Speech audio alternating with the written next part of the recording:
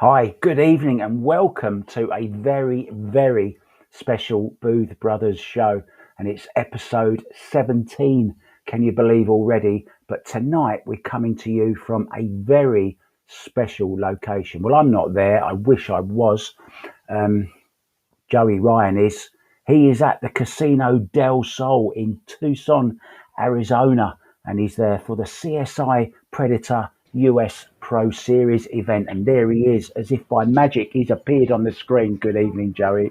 Hey, what's up, Mark? Man, what an event going on right here. And I just had to come live from the ballroom here. I don't know if you noticed, but right behind me, that's Roland Garcia hitting balls on the Predator demo table, and just a lot of cool stuff going on here. So I'm glad we can make this work tonight. Well, I'll tell you what, you look fantastic there, and what a beautiful setting. What a great room it looks. And we've got a great show for you. We've got Melina Mike, of course, he's lurking in the background. There he is. He's a Hanshu Hughes. We made it. We made it somehow, some way. Listen, we will always be here for you, viewers. And talking about the viewers, please get in the chat, like and share it, please, as soon as you can. And just drop us a message if you can hear us okay, if you can see us okay, because we are trying something new tonight. And we've got a very special guest for you. And, well, who knows who might pop in. We're going to be trying to, or Joey's going to be trying to grab players as they walk past when they come off the tables. We know we got Tyler Steyer. He's playing Ken Lee at the moment. So we're hopefully going to get the winner of that, or even the loser. There are no losers. I don't know about that, Mark. Oh yeah, we're looking at a loser. We're looking at a loser now. Look, we're looking at him. There he is, top left, Joey Ryan. Oh, he's out. Don't say that. Hey, my man did good. What's going on, Mark? What the heck, Mark? It must be my new coach. That's what happened. My new coach. Put up the website where to sign up, huh? No, hey, Joey Mark. did good. I did all right. Christina. Yeah. You should have beaten her. You should have beaten Christina. Yeah, I have my chances for sure. Hey, Mark, I want to remind the folks that are tuning in real quick. This is a new setup for us. We're out on location. We plan to do this more often, a lot more often. And so do us a favor. Just hit up the chat real quick. Let us know that you can hear everything okay. You can see everything okay. We want to make sure that, this isn't a dud. We want to make sure you guys are hearing it and seeing it, because who knows could sit in this chair right next to me. We could have Roberto Gomez pop in, or we could have, Tyler Steyer after this match. Could be anybody. So do me a favor, hit up the chat. I'm not seeing any chat yet, but let us know if you can hear us. Has Melina Mike shared it yet? Have you shared it in the page yet? That's what happened. Mike? Melina didn't share it. I think so. Mike. I don't know. We'll see. Hey, you didn't go Mike, and share that. You're sitting there in the woodshed. Just get it out. Oh, there we go. There we go. We've got people now. Hi, guys. Right. We've got people in there already. Hi, guys, from Sema Stelios. That sounds very, very Greek. How are you? Good evening. Nice to have you with us. Well, we got somebody else in the chair already. And, they don't come any bigger than this.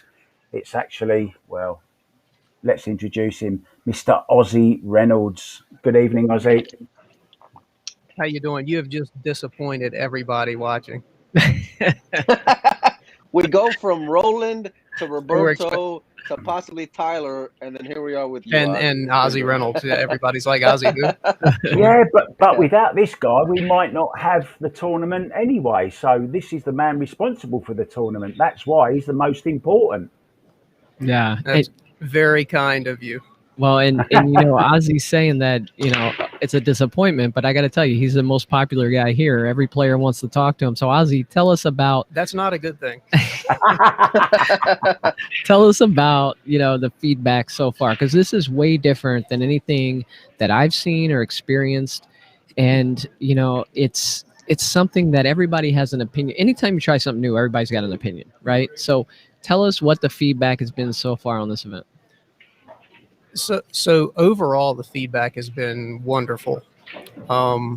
There's a vocal minority, I think, always, where people like the way it's always been, right?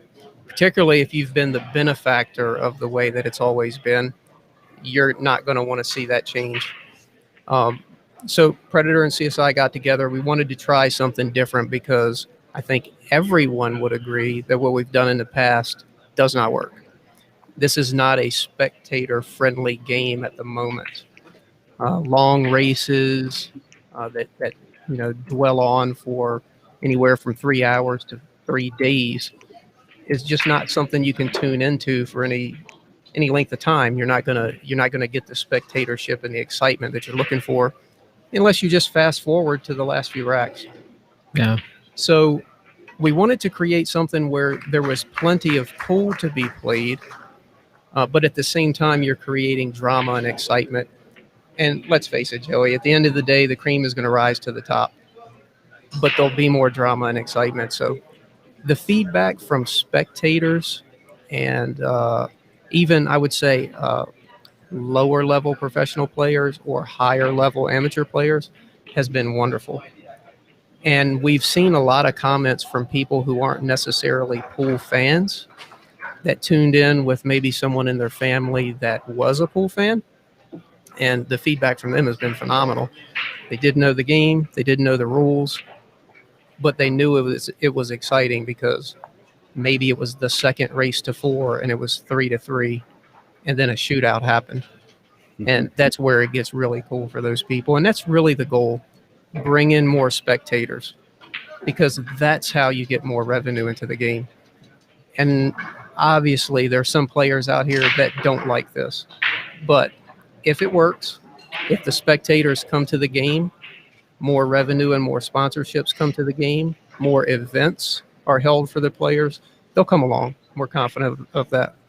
Yeah, well, I can tell you from, the shootout aspect is my favorite part of this. And coming into this event, I was pretty sure it'd be my least favorite. But it's, I was here for the early morning match, the Nick DeLeon match when he played, can't remember right now, but it went to a shootout.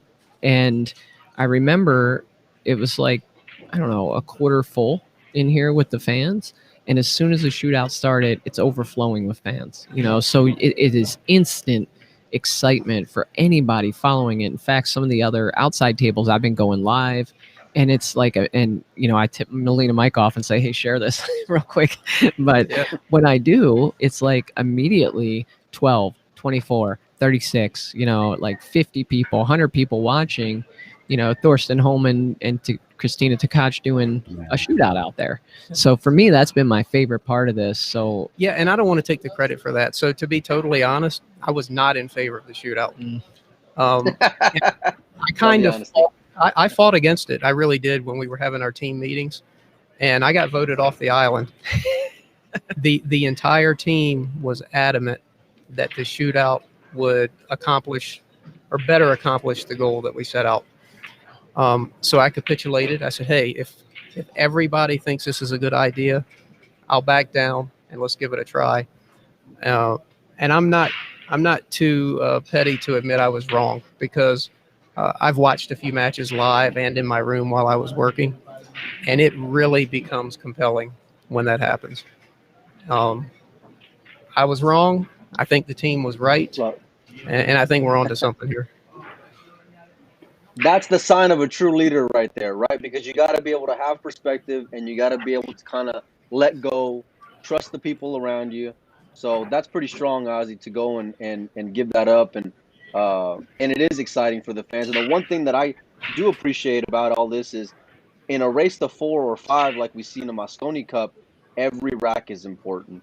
Every shot is important. It magnifies the pressure, where you can't just be lax and sitting back and like, it's all right, it's a race to 9. You got plenty of time to go and make it up. Like, everything is super important, and especially in a winter break format. I mean, that's pretty strong, man. I was curious about that dynamic between the player feedback versus the fans. So that's great to know. At the end of the day, I'm on board with you. If the fans are going to go and tune in and their asses are in the seats and they're paying money to go and watch, then the players kind of have to go and fall in line, if the money's going to go and be there. So that's awesome, man. And, if I was a player depending on pool to be my living, I may feel the same way as some of these players do, to be totally honest. And I understand the perspective from a player that says, I've heard all these promises in the past, and it's never going to work. And I get it. I get it. I'm not going to fight against that, but we're going to do what we think is best, and we're going to give it a try. You're not going to hit a home run unless you swing. So you may strike out sometimes. Love it. But when you hit the sweet spot of that bat, it's going to feel really good, and hopefully that'll be the thing that gets some of these guys on board with us. You probably remember the last time you were on the show, Ozzy. We had also Mike DeShane on with us, and he was really showing his disdain at the format of this particular tournament. And I just saw I think it was last night, wasn't it, that he actually lost in a shootout. Have you spoken to him? Has he come up to see you, Mike DeShane? I have spoken to him. I don't think he was very happy about that loss, but that's okay. He's playing right now. Mike said it pretty well just a couple minutes ago. Mistakes are magnified under this pressure. You could be cruising and make a silly error, and all of a sudden it's all different. You go from easily winning 2 sets to all of a sudden you're in a shootout in a split second. This is a different kind of pressure.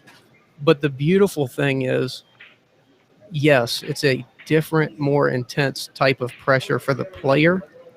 But that intensity and that pressure shows through the camera and bleeds into the spectator to where you're literally watching this unfold and your hands are clammy and you're wondering what's going to happen next.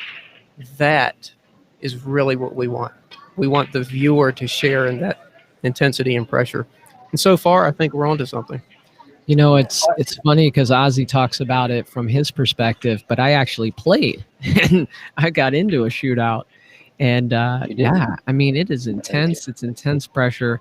And honestly, I came out on top the one shootout I got into, and it was fun, and it would have sucked to lose in that, guaranteed. But at the same time, who do you blame, right? I mean, every professional pool player or top amateur player should make most spot shots, right? And so if you miss them, you just did something wrong. And so that reminds me, we have Zach McCraw in here and some other folks, and they're asking some questions. One of the questions is, why is the ball during the shootout 2 to 3 inches under the spot instead of the actual spot shot? That's the location of where the 10 ball would be in a regular 10 ball rack. And so I was talking about this with DeShane and some of the other players, and it kind of takes that scratch out, right? Because you can hit that ball with a little bit of low outside and kind of spin around that corner pocket without having to worry about the scratch. Was that part of your thought process, Ozzy? Or I know you weren't the one pushing for the shootout, but the folks that were, was that part of the thought process with putting it there? Joey, that's interesting. In total honesty, the team had to educate me a little bit on this shootout because I had literally no experience in it. I think the reason it's kind of twofold. I think the reasons that the ball is placed where the 10 ball would be in a rack is it makes the cut a little tougher. So we don't want it to be too easy where both players can just make it 20 times, right? If you're in a sudden death situation. But we don't want it so hard where they can't make it either, because that's not very compelling. That seemed to be a good compromise. And so far, it seems to be working well. I mean, I haven't seen every shootout that's occurred on all 8 of these tables, but of the 4 or 5 that I have seen, I don't think it's been more than 6, maybe 7 innings. Yeah. Which I think is a really nice sweet spot. Yeah. And, it's interesting if you watch the different players and their technique. Not everybody shoots them the same way. Mm-hmm. You got DeShane that powers them really hard. Christina was more, feeling it in. And so, one cool thing is out here on the practice tables, 11, 12 o'clock at night, you got people like Jesus Atencio hitting like 300 of them back to back, just bam, bam, bam, trying to figure out the best way to hit these shots. Yep. Michael Yednak, him and I were talking, and he's like a real cerebral player, and he's got to like think through every possibility of it. And I mean, we're debating the way to shoot this shot, so it adds a nice little intrigue, something a little different to the game. You mentioned Yednak, and I think I was watching him. I was in my room doing some work, and I had it on the side screen. I don't remember who he was playing. I think he might have been playing Fedor. Mm-hmm. Fedor. Yeah, it was. In the tournament. And I remember, I'm pretty sure it was this match, but I remember watching it thinking, okay, they each won a set and it went into a shootout. It was very exciting, like edge of your seat kind of stuff. And I thought to myself, well, what would this match have been like if it were just a race to 8? And if I remember correctly, it would have very likely been like a 8-5 win or something. Not very compelling, not much drama. Almost would have felt like kind of a foregone conclusion, Yeah.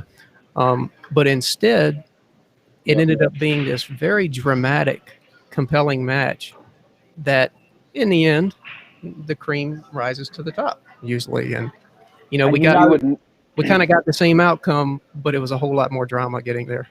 I'll tell you somebody who absolutely loves the shootout, and that's Christina to catch. I mean, she's beaten Torsten Holman and also Tyler Steyer. She beat also in the shootout last night. So it just shows. I mean, I wouldn't say it's a leveler. What I would say is it does allow the cream to rise to the top, and the technique comes into it at that stage, holding your nerve. I mean, let's not forget the pressure involved in it's one shot. It's not like you've got another deciding set or something to go, or even a deciding rack. Let's say it's one shot. Oh, okay, you get 4 chances, but I mean, when it comes to sudden death, you miss one shot. The pressure must be Joey, you've been there. I mean, what is the pressure like? Yeah, let me tell you, because when I played Christina, she's a great player, and going into the match, I know I'm a slight dog, but I was kind of surprised with how nervous she was in the match. I could tell. You can tell when your opponent is nervous, right? And when she came on my podcast, she said, I get nervous. We all get nervous. And I could see it written all over. Every opportunity was there for me to win a set, at least, maybe even 2 sets, because she was nervous. I just was probably a little more nervous. Never played with a shot clock. But here's the interesting part. Even though she's very nervous, she gets to the shootout and she prevails, which is like, what better for this sport, right, than seeing people stretch to their limit of what they can handle from a stress perspective and still being able to perform. I mean, I had a chance to do some a little bit of training with Christina when I saw her in Des Moines, right? I took a lesson from her just to kind of get an idea of what kind of person she is. And I tell you, it's that European style of they're going to focus on their muscle memory and they're going to trust their technique. So even whenever they get overwhelmed with those emotions, she's able to compartmentalize, put it to the side, and just trust her fundamentals through those shots. And I think that's what's been able to get her so successful with it.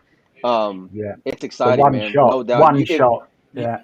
I mean, the average fan isn't going to watch Fedor go and steamroll Yednik. But if you go and have it be hill on sets and they're going and watching the shootout, everybody's going to go and watch it. And you're going to go and see pressure just torqued up every single shot, because a race to 4 is nothing with guys of that level, right? Because any of y'all can go and get there. See, that's not me, point. But you. Look, that's the point that I think, and Ozzy, correct me if I'm wrong, but I think that's the point that a lot of the professionals are missing when they critique the race to 4. They're like, oh, it's race to 4. But you sit there and watch them. There's not a lot of break and runs here. There really isn't. So it's not like, the match is happening and Carlo Beato breaks and runs 4. It's just not happening, right? He's making a mistake in there, and then Danny Olson steals a set from him, And so, it's easy, I think, when you're used to playing races to 9, races to 11, to point to the race to 4 and say, it's a problem, A couple funny stories. I mean, Ozzy said Ozzy said it right. It's the guys who are going to be out, or the guys that are unhappy, or the ones that are going to be the loudest. I mean, it don't matter what business you're in. That's always the case. Whoever wins this thing's going to love the format. Yeah. Oh, it's the best. Ozzy has a couple funny stories for us. How is it on the side? Is it ref racking, Ozzy, or is it a player racking? It's rack your own on the other 7 tables. Referee rack on the arena table. Are they allowed to manipulate the one ball, so to speak? No. No feathering, no tapping. That's a PC way of saying it. Yeah. So a couple funny stories. Go ahead. Oh, I'm sorry. Go ahead, Mike. No, I was just going to ask you, if you had to, if I said, what's our biggest opportunity to improve from Team CSI and Ozzy Reynolds, what would be your answer for that? Ooh. So we've done a lot wrong here. We're not showing it, I don't think. We're hiding it and we're surviving. But we as a team probably have a list that would stretch to my hotel room of things we can do better next time. And we will.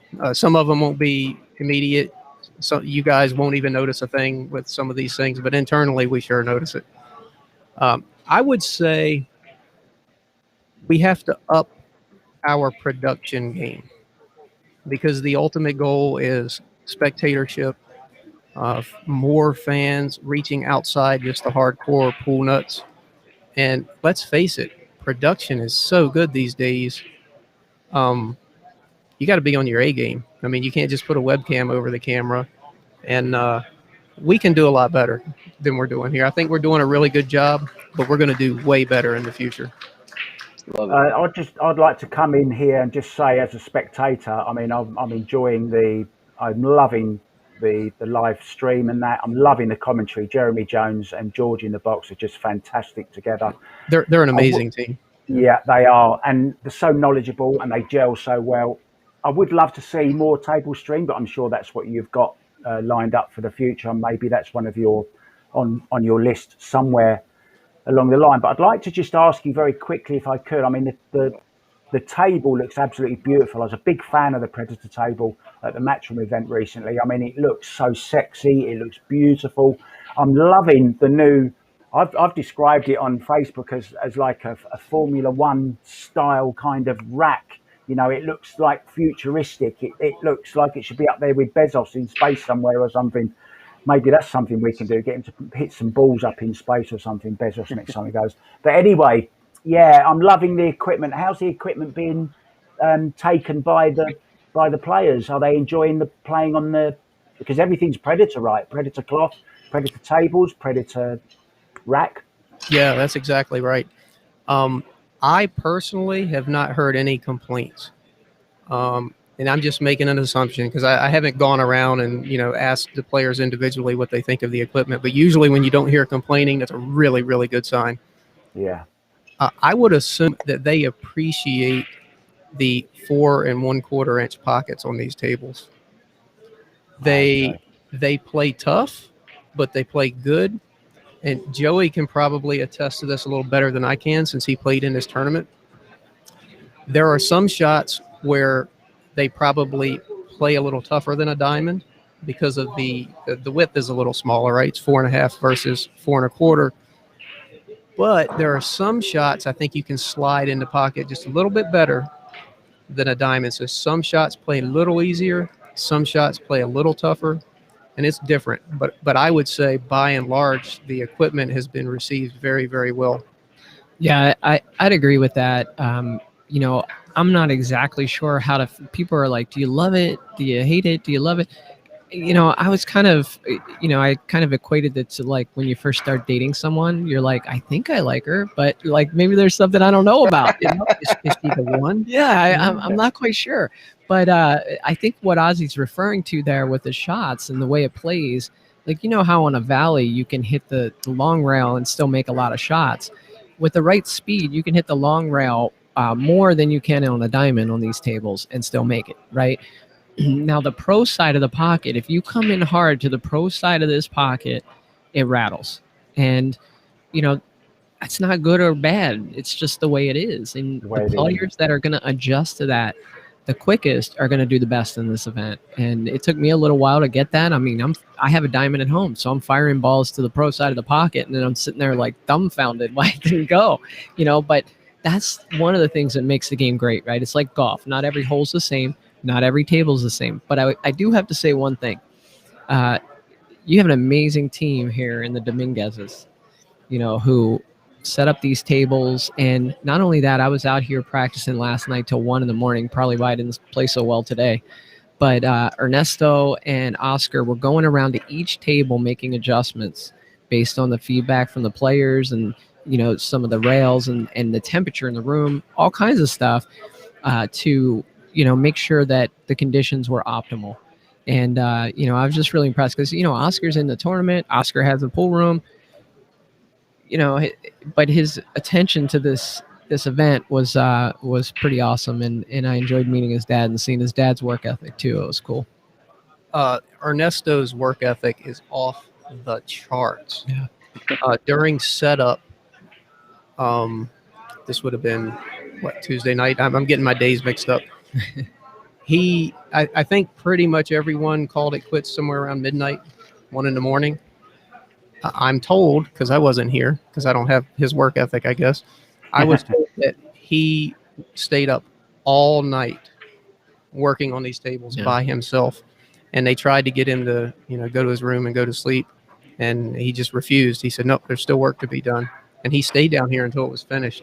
Amazing. I can tell you that apple doesn't fall too far from the tree. Oscar's an amazing guy. And this is going to be weird and kind of off topic, but I'm going to give a shout out to another player here, Tyler Steyer. I'm not close personal friends with Tyler. I know him. He's a nice young man.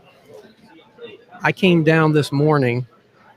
There was maybe 5 people in this room. This was 6 or 7 a.m. Tyler Steyer walks into the room with a white cloth and starts wiping down the 9-foot pool tables. And Karim and I were sitting together talking, and we kind of noticed it. And what are you doing? He says, well, he said, it's early. I'm up. I just figured I'd help. That's cool. That's a good young man right there. And if he maintains that attitude, whether it's pool or any other realm of life, he is going to be a massive success. Yeah. He might He's just the have hardest working OCD. American player. He might just have OCD though. He does have OCD, I think. I'm a Tyler Steyer fan now, whatever it is. So he's a robot. Yeah, he's great. He's a great ambassador, isn't he? Good sport. Very nice. He's guy. the hardest working American player. I've been to tournaments where nobody will be there, and he'll be there practicing his 10-ball break. He'll be the first one there in the morning, the last one there at night. He's got an insane work ethic and a bright future. I'm curious, Ozzy, on the note of the tables, is that area of feedback important to y'all, or is that something that y'all kind of just left to Predator? Because I've heard some issues with the rails primarily. So is that something that you guys are like, well, give it to Predator, or are y'all taking that feedback in, or how does that work? That's a really good question. So ultimately, this is a Predator table, right? And this is their first version. And I can tell you with certainty, they are very interested in all the feedback from players, even spectators. How does it look? How does it make them feel when they see the table? All of it is very, very important. I would imagine, and CSI is not the table manufacturer, but we're an event partner, and we're obviously interested, because if there's issues with the equipment, that issue is going to become our problem. So we're very interested in player feedback, and I would anticipate that, just like any product in any industry, you test it, you get feedback, you improve, you test again, you get feedback, you improve, until eventually you end up with a very, very, very good product. Yeah, and to kind of add on to that, Predator has a huge representation here. So I've noticed a number of their staff here, like Ozzy said, Across getting that feedback, talking to people, and so it's been really impressive. So they want this to succeed, just like CSI. By the way, I wanted, when you talked about Tyler being the hardest working player, Mike, I wanted to share kind of what I've observed here, which I've seen at other big events like the Texas Open and some other things that I've been to. The Filipino contingent here, they're always playing pool, like literally always playing pool. You will not see like Ozzy Geronimo or Roberto Gomez or Roland Garcia. This is their job. Around talking. They're literally always playing pool. Like they're playing pool all the time. And so I think we look at them and they have such kind of a laid back style, and they're just, I'm just hitting balls, but they're doing that for hours, and they're taking it serious. And, like Beato for 3 hours last night, just pounding balls in the pocket, I think that's a huge key to their success. We all have kids, right? I mean, like if you're going to be away from home working, right? Because this is their job. Like you have to go and take it seriously. This is to go and provide for their families and their children back home. So I mean, you know, would you guys take it seriously? Yeah. Hello, who's that? It's Roland. Hey, Roland. Is that Roland? They also have one other key component that I believe is instrumental to their success. And that's attitude. I was going to, I said this, like in this day and age, you got to be careful what you say, right? Anytime you're classifying groups of people by behaviors, it's like the police are going to get you, But I was saying that there's something about the demeanor and the attitude of the Filipino players. I'm watching Carlo Beato, and he's playing Danny Olson. In the first set, they're hill, and Danny Olson breaks a 10-ball in, which is something I think that has been kind of a complaint that I've heard. I'm not sure if you've heard That's one of the that. funny stories I wanted to tell you. Okay. So we'll get to that in a second. But, Carlo's like, no, you spot it. And Danny's like, no. And Carlo looks at me, and I'm like, that's a win, brother. Sorry, that's a win. And so Carlo comes over and talks to John Lehman, and John Lehman tells him, yeah, it's a win. And so Carlo just like, you could tell he wasn't happy. He's not throwing his cues around or anything. He's just got this like, okay, now I know what I got to do. And that second set, he won 4-0 in about 15 minutes. He just so professional and just did it. And I think the way they carry themselves, and I don't know if it's something that they learned growing up or something they learned from their pool idols, Efren and Francisco, but there's just the demeanor, I think, is key for them. Controlling their emotions. They're all nice guys too. Every single one of them. They're all nice guys. True. Yeah. I'm a firm believer in this. There's one thing in our lives that nobody can control for us, and that's our thoughts. And you can manifest so many things with your thoughts. You can manifest a loss. You can manifest a win. You can manifest success or failure with your thoughts and your beliefs. And, just like this situation you described, I would imagine that what he was thinking was, well, okay, time to go to work. Yeah. And he went to work and got it done, it sounds like. Funny story about 10 on the break. So we're playing by WPA rules with 2 exceptions. And those exceptions were very intentional. And one of those is that the 10 ball on the break does count as a win. When the players became aware of that, by the way, it was in the player guide, but they didn't read it. So when they became aware when they got here, when they became aware of that, there was a little bit of grumbling just from the top vocal minority. And I'm not going to call out any names, but one player approached me and said, "Ozzy, this is ridiculous. If you let me rack my own and count the 10 on the break, I'll make it every time." Was that Corey Dole? So a player, Let's hear the name. I We want to hear the name. A player approached me and I said, "No, you can't." He said, "Yes, I can. If you let me rack my own, I will make it in the corner every time." I said, "If you make the 10 ball on the break every time, I will pay your entry fees for life." And he says, "All right, maybe not every time, but I'm going to roll it toward that pocket every time." I said, "Go ahead, because an early 10 counts too, and your opponent will have a combo." Yeah. Knock yourself out. Very first match, very first game, he broke the 10 ball, kind of dribbled toward the pocket, stayed there, and I believe it was a 2-10 combo. And his opponent won that first set 4-0. And I don't think he did it since then. So. Well, you didn't hear my story, obviously. I did not. No? Okay. So I'm playing Chris Adams. We call him Weasel out here in Arizona. And there's a reason we call him Weasel. So, but he's a great friend of mine. But he always looks for an edge, And so I'm playing him, and I missed the 8 ball first game, which is my fault, right? If I don't miss the 8 ball, maybe things turn out different. But anyway, 8, 9, 10, he wins that game. He breaks 10 ball straight in the corner. He breaks 10 ball straight in the corner. He breaks 10 ball toward the corner, holds up about 4 inches from the corner. I got a shot on the one up table, but I can't make it. I got to play safe, and I know I got to get the one down table. So I'm like, okay, I got to get it to the bottom rail, right? If I get it to the bottom rail, he can't play the 10. I don't get it there. He plays a carom on the 10, beats me 4-0 in 12 minutes. And I was like, that doggone Ozzy Reynolds. No, I'm just kidding. That's hilarious. Yeah, but I came back and won the second set. There you go. Who Yeah. won the shootout? Me. Bam. I rest my case. Good job, buddy. Drama. Mark, you're awfully Who's your- quiet there. What do you got, Mark? No, look, I'm just really enjoying it, and I'm sitting here thinking I'm just so jealous. I mean, Melina Mike, look, I'd like you to get up. I was just thinking of something that, what have we got in common, Joey, that Melina Mike hasn't? And I want to put a picture, finally. I mean, Joey Ryan and I have both on Lane, and I'm sure Mike has met him before in the past, of course, as well.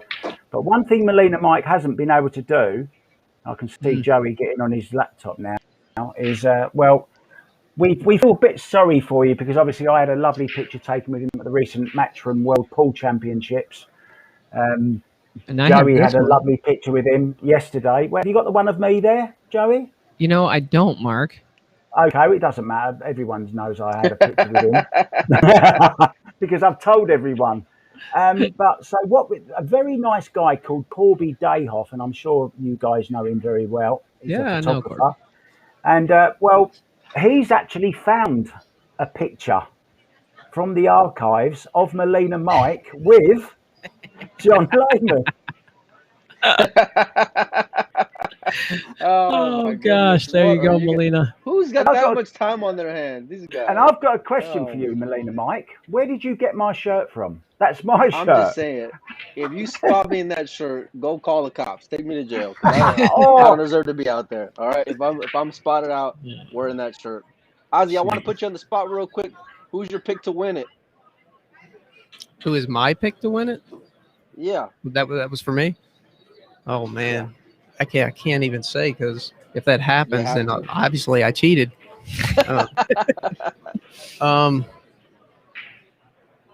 Wow. There's a lot of great players left. It's Okay. kind of tough to All call. right. Chew on it, and then you can answer it at the end. I got one other one. You know for who I was really impressed with? Roland Garcia. Mm-hmm. Yeah. His ball pocketing was look, we've all seen a lot of great pool players. Some of his ball pocketing that I've witnessed this week so far is sick, just insane. And these tables are not, they're not buckets. No. And but he gets He's down and coming in shoots hot, them like too. they are. Mike, didn't he just have a big win in Oklahoma too? Yeah. Yep, he won in Oklahoma. He's gotten a lot of second place finishes, a couple of first place finishes, got in the finals in the one pocket, which he doesn't even play one pocket out in Des Moines.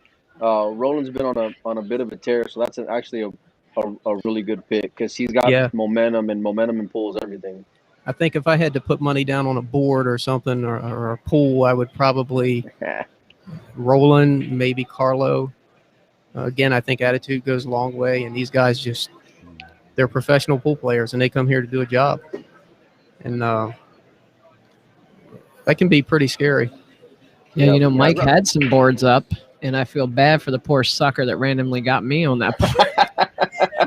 You imagine? They could get Fedor, they could get Roland Garcia, they could get Carlo Beato, and they're like, Joey Ryan, he plays pool? Hey, but you boys from Arizona are horse. going on a bit of a tear. Nick De Leon, my boy, and you going pretty deep. So that's pretty strong. Hey, Mike, Nick is playing. I don't know if they're done yet, but he was playing Blake Baker, and Nick won the first.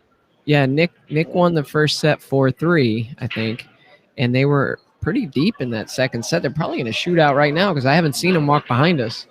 That's an interesting one, and they're two strong up and coming players. So Ozzy and I were talking about it walking over here, like, who do you like in that one? And I think Blake can play. Blake has accomplished a little bit more so far, but he also travels more and he doesn't work. And Nick has a job. It's a little bit of a toss up, but I got to give it to Blake. I think just slightly.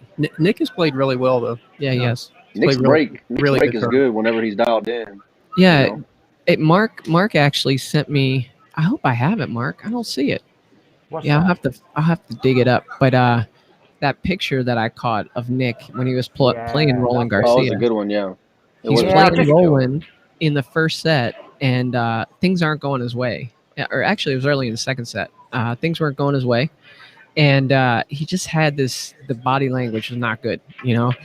And he has this girlfriend, Dory, and she looks down at him, and they exchange some words, and there's just this moment where they both smile, you know, and you're like, I've been in that arena. The heat of that arena, bro, it's hot. It's like a furnace. And so sorry, I didn't realize this covers your face. The spectators probably enjoy that. But the heat of this arena, it's hot in there. And that moment where they shared that smile, it just changed everything for Nick. And after that, he started playing so much better. And it was really cool. We're seeing that more and more now in pool, where people have got someone in their corner. And it's a very lonely sport, Paul, when you're out on the table on your own in the arena and you feel all alone. You've got no one to help you. You can't go and you can't nip out and have a quick chat with somebody.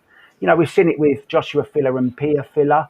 And that's what it reminded me of last night. You know, I saw that photo and it just looked so lovely. And I was actually watching the match at the time as well. And he kept looking over after that moment and kept smiling.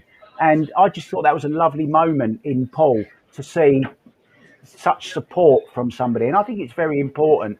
Everyone goes on about having a coach. Yes, a coach just doesn't talk about technique and shot selection and that. A coach is there for you all the time. And just a little look sometimes can make all the difference. And I can see you're scrambling to find that picture. I really wish you could find it, because it's a beautiful picture. It's a beautiful moment.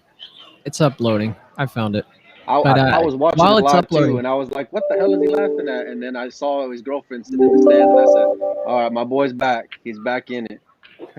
Yeah, it was a really awesome moment that you caught, man. You know, yeah, I wanted to, while I'm getting this thing squared away, I wanted to ask Ozzy. You know, him and I talk, so I have a little bit of knowledge of this. But I'm so afraid of what's coming next. There's so many tables here. There's so much logistics. I mean, it's nuts. Like, just seeing these beautiful Predator lights hanging from the ceiling, and, you know, imagining what it took to get those in here and get all the equipment here and everything. And we talked about it, but share with folks kind of like some of the logistical challenges you had preparing for this event. You know, in normal times, it's a massive amount of work as it is. But right now, there's shortages on everything. You can't find truck drivers. You can't find trailers. You can't find trucks to pull the trailers. So 9 Predator tables were at the CSI warehouse, and we had to get them from Vegas to Tucson. That doesn't sound like a monumental task. It's 430 miles, I think, one way. Not a big deal. Until there's no trailers available. There's no trucks available. There's no drivers available. There's nothing available. Okay, plan B, 26-foot box truck. We're going to load these tables in a box truck and hump them down here to Tucson. Guess what? There are no 26-foot box trucks. None in the entire Las Vegas Valley. Turned out we ended up getting one. We got massively lucky. Our only option was a smaller truck, and we were going to make multiple trips to get these tables down here. 5 hours. 7. One way in a truck like that, yeah. Is it really? Yeah. Oh yeah, I forgot. We're not in Phoenix. Yeah. It's 7 to Tucson. So that would have been 7 here, 7 back to get more, 7 back here. Jeez. You know, play the tournament, 7. You know, it's a lot of road time, a lot of cost. You got to pay the guy to drive it. You got to buy the fuel. We got massively lucky. We did get a bigger truck. We got them down here.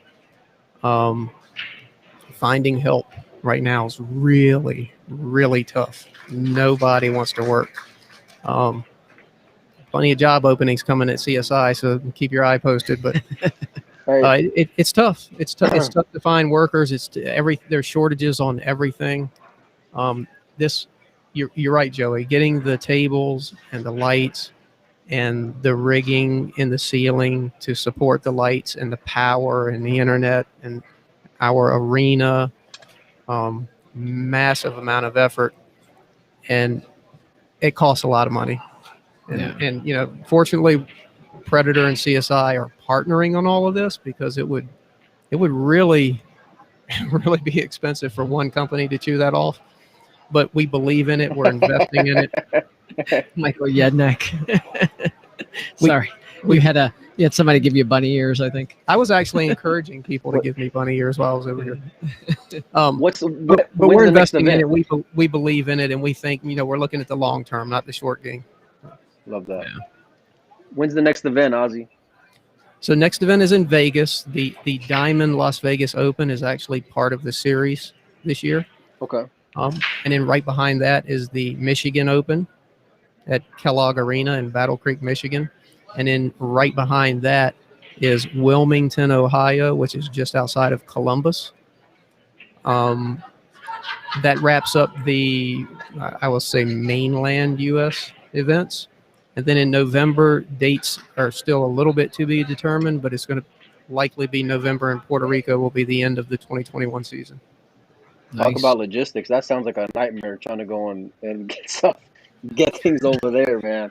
I don't even want to imagine. Listen, I don't got a CDL, but if I can be a fan and my schedule's open, get with me, and I got two hands. So I really appreciate that. Yeah. One last question is this: if despite the feedback that you get from players, are the rules going to remain the same throughout this season? They will remain the same for 2021. Okay. What we all committed to one another as a team was we didn't just come up with the rules in 10 minutes. We agonized over it for weeks and weeks and weeks, and we all agreed that these are the rules in the format that we felt would accomplish our goals the best. And we were going to stick with it for 2021 and then analyze what might need to be changed.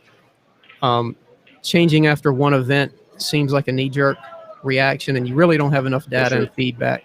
So we really wanted to get this one, I'll call it semi-short season under our belt, and then take all the feedback in consideration and adjust from there if necessary. So one thing I learned here, Ozzy, is that this is a multi-year commitment, correct? It sure is. Yeah. We're in it for the long term. Initially, we're all committed to this for at least 5 years. We all anticipate it's going to be a big success, and it'll run much longer than that. But if anyone thinks this is just a few tournaments and we're going to give up, they are absolutely wrong. Brilliant. So does that sentence mean that we can hopefully expect a longer season next year? Yeah, calendar year season. So, interestingly enough, the first event of 2022 will be right back here in Arizona in January. Wow. I'll be there, Joey. Joey, Joey, put me on the spot. Joey, get that cue out. Get practicing. Hey, maybe for that event, I won't try to change my stroke 2 weeks before the event. I've been working with Mark, and we've been changing up my stroke. I did tell you, didn't I? Don't do it before an event, but Joey says come to Tucson. Player, right? Nah, I'm going down quick. What's your rating? 695-ish. 700. I'm you're a good player. I'm actually I think you underperformed a little bit. I mean, you're a strong player. Thank you. Just for anyone out there that doesn't know, 720 is what we consider a professional. That's kind of the line between top amateur and lower level pro. And you're very, very close to that. You should be proud of that. Seriously. Thank you. And by the time we finish, my best days are behind me, though. No. Don't let me hear you say that, because before long we're going to have you in the mid 700s. Don't worry about that. We're going to get you right up there. Don't worry about that. Name a player that after age 48 has improved their game. You're 48. You're like you're 13. You're 48. Yeah. Okay. Name. It's good living, Mike. We'll leave it there. We'll leave it there. I need some tattoos. I need to get tatted up, look a little more mature, like Melina Mike. Hey, Melina, I met some guy from down by you here. He's playing in the event. Carlos New Sanchez. I can't think of it, but anyway, he said he's somewhere between Corpus and Houston, and I don't know. Anyway, but for those who don't know, Joey got me in trouble. He hits me up like as I'm coming up here to Austin, says, "Hey, come to Tucson, catch a flight. It's only going to be about 500, and what in the money?" So then I got to call my wife. Hey, Joey Ryan wanted me to go to. I don't want to go, but Joey wants to go. She's like, "Oh yeah, right." Oh, I gotta tell you, completely got me in I hot didn't water. even tell you this part, Mike. I didn't even tell you this part. So I had a room, right, on my debit card back months ago when I made the reservation. Well, I lost that debit card, right? So I called and I canceled that card. And I didn't realize that they don't run your card until like the day before, right? So I'm about to come Oh. here, and the day before I get this notice like, we canceled your reservation. And I'm like, oh no, I know it's going to be sold out because of all the, the amateur players here and everything. It was crazy. But luckily, my buddy Adam Cisneros from Colorado, he was supposed to have a king room. And when he checked in, he had two queens. And so I've crashed with him. But That sounds like a Oh, move. yeah. You just pulled a move to get a free room. I've lost my. I'm paying going to lose half. my No, credit. listen, I'm going to lose mine as I well would when have I been come. pissed if I showed up and didn't have a bed, Joey. So you really dodged a bunch of bullets there, you cheat. Hey, we got one of Oh those my little God. chairs in the room, like with the ottoman. You could have curled up, Oh man. or I you could have love that slept in my bed, man. You responsibility. could have been the small spoon. I'll be the big spoon. Are you talking Oh, about a man. chaise lounge? Are you, Joey Ryan? You're talking It's about kind one of of like them a chaise yeah, lounges? yeah. Oh, Sure that's enough. hilarious, man. Hey, I noticed we got two-piece Q in the house. He's got his hat and Yeah. his bling on. So what you got for us, Mark? Well, I wondered when you was going to say. Now, Ozzy, don't worry. It's not about All you. right, it's been nice joining you. No, no. It's not about you this week. What I Ozzy, thought come I'd do- back. Ozzy. I Sorry, thought I'd do Mark. He some- left. Oh, that's okay. It's not about I'm just him kidding. anyway. I'm just kidding. He's It's right not here. all about Ozzy. No, this is what I thought I'd do for a change is because you're in Arizona and it's a tournament there. So I thought I'd done a little bit of research on Arizona. So I thought I'd make up a little rhymey, rappy type thing about Arizona. So guys, this is my Arizona rap, and it's for everyone there at the moment. And it goes a little something like this. Yo, Arizona is the 6th largest state. They've got spruce trees and mountains. And of course, Joey Ryan, he's great. You can go rafting, climb mountains, go hiking, play pool. You can even go skiing when the weather gets cool. Arizona's attracted the best pool players in the world. And my lock of this week is it's going to be won by a girl. Yep, my prediction for this tournament, a W for Tkach. Wow. She'll beat Fedor in the final. Now there's a great match. Oh, I don't know about that. That actually wasn't bad. That wasn't bad, but I don't know about that The ending. prediction. The ending brought it home, Mark, for sure. Oh, man. But they're gonna get to the finals and they're gonna chop. Is that allowed? No, Can you imagine? that What doesn't does make for what very does first place compelling bring? TV. Does it? How much What's is that? first place? How much What's is first place pay? Oh, you're putting me on the spot. I'm 10, going off memory. Don't crucify me if I get these numbers wrong. Yeah, I think $1 it's million. Yeah. I think it's 12 or 13,000. I think it was Wow. 12 with a full field. Are you still paying the 12? I think that's what it said in the player guide. So again, I don't remember the numbers off the top of my head, but one thing we are still playing 16 places, Okay, cool. even though the field did not fill. Yeah, I was 2 wins away from that. Yeah. Can we just have a quick look through the chat, Joey, while I can't see the chat, as you know. Jay Paper, you don't want to see the chat. Jay Paper's telling you to stick to your day job. Justin said a rap performance. Somebody wants to know what's for sale, Melina Mike. This is my day job. Always got cues for sale. Always got cues. Somebody's Jeremy Mason, the sweat. Hey, by the way, Jeremy Mason, cool dude. He's out there on the East Coast. I think he's in Delaware. And he started a podcast. It's kind of like current events, regional, what's going on. And it just a good dude. You know, I saw a video that he posted where this kid lost all of his cues and stuff, him and his dad, in a fire. And he worked with all these sponsors and got a case and cues and all that and came out and gave them to the kid. It was a real touching moment. But, you know, he's starting up this thing. It's called The Sweat. So I wanted to give him a shout out. And you guys check it out. I think it's on Facebook. It might be on YouTube. I'll get clarification, and I'll let you guys know in the description on that one. So Ozzy did find the payouts? Yeah, I looked it up because I did send it to my staff earlier. It is 12,000 for first, 7,000 for second, 4,025 for third, fourth, 2,000 for fifth through eighth, and 800 9 through 16. Nice, that'll work, man. Total payout So- $41,450. Ozzy, are you disappointed that some players took a pass on this event. I mean, with that kind of money, what do players always complain about? The payouts and money. That's a lot of money. Added money. What are you feeling right now? Yeah, so I probably should say no. It's okay. It doesn't bother me at all. I would be lying. It does bother me knowing how hard we worked for months and months and months, how much effort to get the equipment here, do all the planning, put up the money. The money's there. It's 25,000 added. Whether we get 64 or 4, it's going to be 25,000 added. It's disappointing that there are some players that don't see the big picture. That said, I understand. I understand. It's a hard way to make a living. Far be it from me to sit here and criticize someone for how they think and what they believe. I am hopeful, though, that once they see this is here, this is not going away.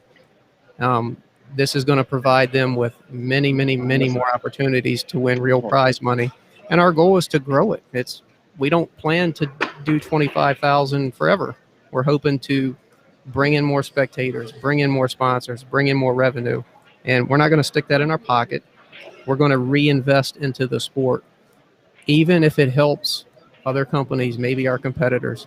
That's okay. That's okay. If the industry grows and we benefit, if it benefits our competitors along the way, totally fine. We want to grow the game. We have one of the most played sports, games, whatever you want to call it, in the entire world. And there's no reason that we can't put our collective efforts together and grow it all. Yeah. Yeah. Hold on one sec, Mark. One thing you guys can't see at home, and the way Ozzy was gracious enough to let me set up this table here, but I'm tied to an outlet, so I kind of wanted to show a little more of the ballroom. And so maybe I'll go live later on my phone or something and show you guys, because the professional tables where they're set up 20 feet in all directions are the amateur tables. And the coolest part of it is, like, the amateurs are still a little skittish about talking to the pros, but every time they do, the pros are like, hey, how's it going? And they're totally cool. Like, I'm here watching the Nick against Roland match. I've never met Roland. I'm watching the match. I come down afterwards. I was like, hey, great job. Give him a fist bump, and he's like, oh, thank you very much. And we exchanged a few sentences and stuff. It's just really cool to see. And during the players meeting, I don't know if it was you or Karim, but one of you guys mentioned, pros, get out there and talk to the amateurs, like bring them in, like talk to them and let them get to know you. And I think that's something that this sport really needs. Right? That was Karim, and he's absolutely right. I mean, these are people that the pros take advantage, sounds wrong, but they need to take advantage of the opportunity. They've got all these amateur league players in the same room. They can convert these people into raving fans of theirs with very little effort. They're already great pool players. They're massively talented, but they don't have the fan base that they really should have. And, they can help. They can help with that. We're trying to help as well. We want to give them the spotlight. We're streaming this on Billiard TV, and we're reaching, many more eyeballs and households by doing that. But yes, these are avid pool players that could be diehard fans for these players. I want to say, and it has to be said, it's complete BS that there aren't more Mosconi Cup players from the U.S. that are there. I guarantee you, if the world was more open and the Europeans are in town, they would all be signed up for it. You got Christina and Fedor coming from Russia and playing this event, and we got players from the U.S. who are not supporting it. Is bullshit, plain and simple. There's no two ways about it. It has to go hand in hand. It can't just be the guys in the industry going and putting up the added money and the players not playing or not showing up or not going and doing their part, like you said, when it comes to the fans. It's absolutely ridiculous. Mike, what do you think? Like, why do you think some of the players haven't supported this? I mean, do you think it goes back to like some of the corporate sponsor issues that we saw with Matchroom and the CLP? I mean, I don't know. I talk to a lot of. I do talk to a lot of these guys, but I never really asked. I don't know if it's format or maybe they're apprehensive when it comes to the added money. Maybe because it's Predator and they got a different sponsor. I don't know. But either way, like for them not to go, for more Mosconi Cup players from the United States to not be there is ridiculous. There is no excuse when after a year of no events happening to go and have a $25,000 added event tournament in the more or less the middle of the country, right? You're not so far on the West Coast or so far on the East Coast, you know.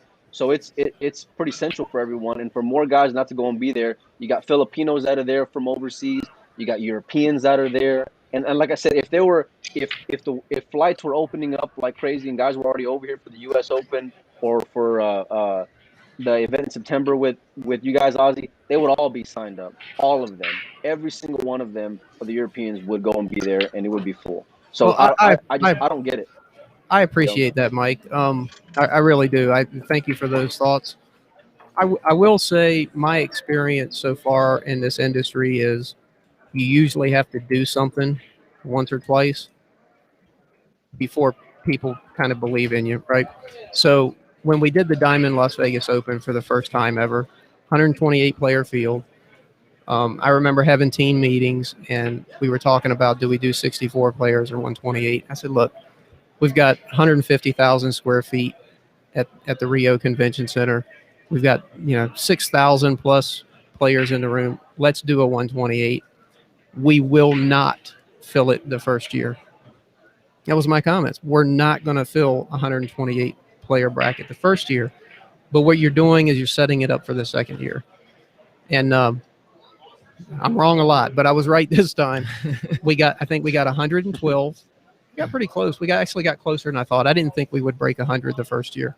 We got 112, and in the second year, we filled it up with 5 weeks left and had a waiting list. I think you'll see something very similar with this. What was 47 players, 46 players, something like that this time. Some of those were dropouts. We had more than that initially. But I think you'll definitely see 128 in Vegas. And I think you'll definitely see 64 in Michigan, 64 in Ohio. And I'm not sure about Puerto Rico yet, whether that'll be 64 or 128. But 64 players, 25K added, that should be a piece of cake. And I think it will be moving forward. Yeah, and the $12,000 first place, I mean, that's a lot of money. That's for these guys to cash a $12,000 check from one of these events. I mean, that's huge. Yeah. And hey, if there are guys that still don't believe in it, they don't like some aspect of the event and they don't want to participate, that's okay. They have the right to do that. I'm confident that when players see that these events are going to be regular, routine, the money's going to be there, the atmosphere will be great, the eyeballs will be there. That's okay. If there are players that want to sit it out, by all means, sit it out. We'll have a whole new group of 64 players that enjoy what we're putting on. Mark, what you got? Yeah, just going back to what you were saying, Ozzy, about growing the sport and getting a wider audience, and getting more people interested in it. I'd like to ask you this because I value your opinion on this very, very much. The big topic at the moment, obviously, we've got the Olympics going on in Japan. Q Sports not accepted for this one, but there's talk of it going for the 2024 games. What's your view on Q Sports as a whole? Are they an Olympic sport or not? I don't know if I'm the right person to ask, but I would say this: given some of the quote sports that I see in the Olympics, pool absolutely belongs there. Yeah. Now, if it was all running, swimming, jumping, all these very intense athletic type sports, if that's all the Olympics were, I might actually side on the other side of that and say, pool's more of a game, not a highly intense sport. But we are a sport, and there are many other sports, I think, in the Olympics that, and I know I'm biased, but don't really rise to the level that I believe pool is. And I think it absolutely belongs there. And it's a real shame that it's not there yet, but it will be. It will be one day. Guys, it's one thing you guys might not be catching the full drift of is Ozzy's passion. But when you see this camera shake, it's because Ozzy keeps hitting his hand on the table and he's Sorry. very demonstrative. He really believes in this stuff, and every time he does it, he's like, So I just want you guys to. We love passion. That's that. Nothing wrong with passion. That's the politest way ever I've been reprimanded. But guys, I want to give you an update. Has there been any talks to make? Oh, go ahead, Mike. sorry. No, good, go. No, I was gonna say, has there been any talks to make any of these events Moscone Cup events? Like as far as a point system? A little hard. So Moscone Cup points events, that was a question? My connection might be a little bad. I honestly I haven't been involved in any of those discussions, but I mean we're open. I can't speak for the entire team, but I think we're all open to it. We're always willing to partner with and work with other entities. The boat goes faster when you row together.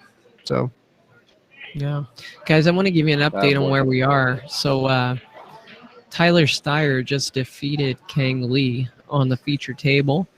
Not quite sure the score, but I tell you, I saw Tyler standing up a lot, and I didn't see Kang standing up that much. So it definitely didn't go to a shootout, and I think Tyler pretty much dominated that match. It looks like that we have Roland Garcia and Jesus Atencio getting ready to compete on the feature table. So, guys, you can catch that if you go to. So I go the roundabout way. I Google CSI pool, and then I go to your website, and then I click the view live, and then I get the link, and I can watch it. But if you haven't checked out the stream yet from this event, do it, because for a player, they got all these cameras kind of roving around, and I was like, man, this is going to be distracting. It wasn't. I focused on the balls, and that was cool. But when you're watching it, like my wife watched my match, and she was like, wow, it was like you were really on TV, And so it really is a great experience. You're getting views like down the pocket. You're getting views zoomed in on the players sitting in their chairs. Like, didn't you catch one of me? Hold on. Where's this one? Is this the I better catch you up? You got to go looking. Yeah, check that out. Gotta go looking for your moment. Look at this dude. Look how good he looks. Yeah, somebody caught that photo. Check it out. That's when I was Garrison. Yeah, that was right before my incredible comeback that fell short. Can I just say there, Joey, you look like a young Richard Gere in that picture. I can see why your wife married you now. You look lovely when you were younger. There was a look, I got to admit, there was a look of concern on my face.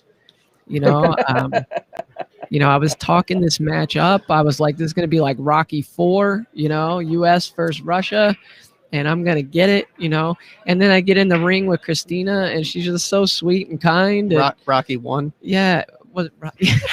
Rocky IV. Oh, but she's just so kind and sweet, but she's a competitor, and so we didn't, I've interviewed her for the podcast. So I'm like, oh, this is going to be pretty cordial. And she was like, she meant business. And so even after the match, I think she was kind of like still geared up, and it was just like a little boop. I was expecting a hug or something. No, it was like boop.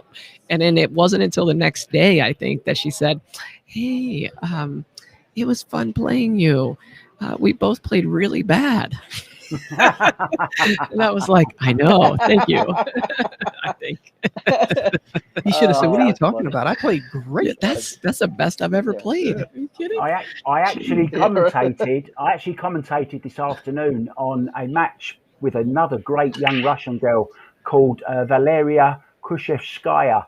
And she was actually playing on the same table, in the same club and on the same table that Fedor Gorst and Christina Tkach play on also. Watch out for that. Remember that name, Valeria Krushevskaya. Very, very good player of the same ilk, the same kind of technique. You know what's crazy, Mark? When I interviewed both of them, Fedor and Christina, I asked them about the pool scene in Russia. It's tiny. It's tiny. The one club they all play out of, that's pretty much it. Yeah. They're like, because I asked Fedor why he enjoys coming to the United States, and he's like, man, I go to all these cities. I go to Vegas. I go to Phoenix. I go to, and there's all these pool rooms. And like in Russia, there's like a pool room that they all go to, and look how big that country is. It's nuts. I don't know. So that's cool. So we got Jesus warming up right now. I watched him pocket about 30 spot shots in a row practicing the other night. This kid is just amazing. Mike, I told you he was my pick to win the whole thing.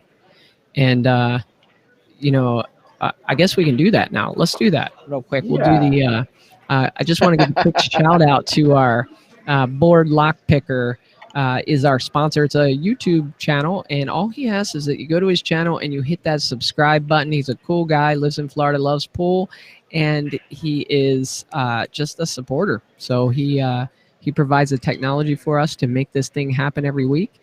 And so when this is done, go to Board Lock Picker YouTube channel. He actually picks all these different locks. So Ozzy, if you ever get locked out of something, let's say you rent one of those 26-foot trucks and you put a padlock on rob it, a bank, and you lose a key or something, he probably knows how to pick the lock. You can watch one of these videos and you're good to go. Good guy to know. Yeah, good guy to know. So check out Board Lock Picker and go ahead and show some support. So my lock of the week is I'm going to stay with Jesus Atencio. I mean, this kid is ready for a breakthrough.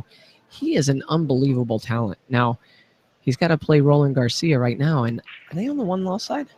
Oh, Mike, no, they're winner's side, I think, aren't they? Winners? No, he lost. You're right. This entire round is the one loss side. Yeah, because Atencio lost. Yeah, it's one loss side. Yeah. Because look, this is how good I pick him, Oz. So I picked Jesus Atencio, and like 20 minutes later, he lost. That's like literally. That's how good I run. Maybe you should have picked Christina over you. Yeah, maybe. Who beat Roland then? Who beat Roland Garcia? I don't know. You know what? We'll check it out while that's going on. We'll check it out. Okay. So. And when are you going to grab a player and get him to come on and have a quick chat then, Joey? Well, I told John Lehman that after the match, see if Tyler would come over. And I saw them talking, but then Tyler grabbed his gear. He might come over. We'll have to see. But I'm checking out the tournament brackets right now. Stand by. Looks like we have. And one thing I'd like to point out is this is the last round of stage 1. So after this round, it's almost like a brand new tournament. Stage 2 is single elimination for the final 16 players. Yeah. Brilliant. So this is it still race to 4 throughout 16. the whole event? I'm sorry? Is it still race to 4 throughout the entire event?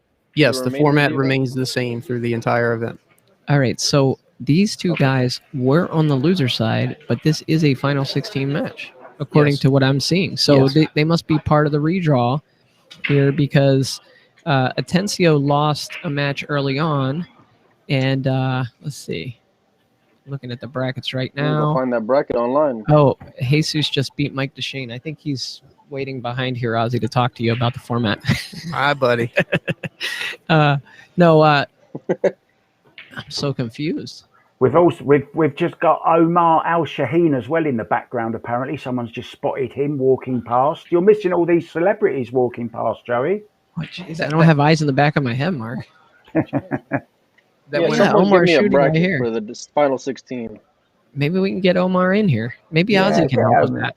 We're taking up an hour and 13 minutes of Ozzy's time. I tell you what, I've really enjoyed this. I really appreciate it. I enjoy coming on and answering questions and perhaps giving someone a little different perspective. Even if I reach one person, I'll consider that a win.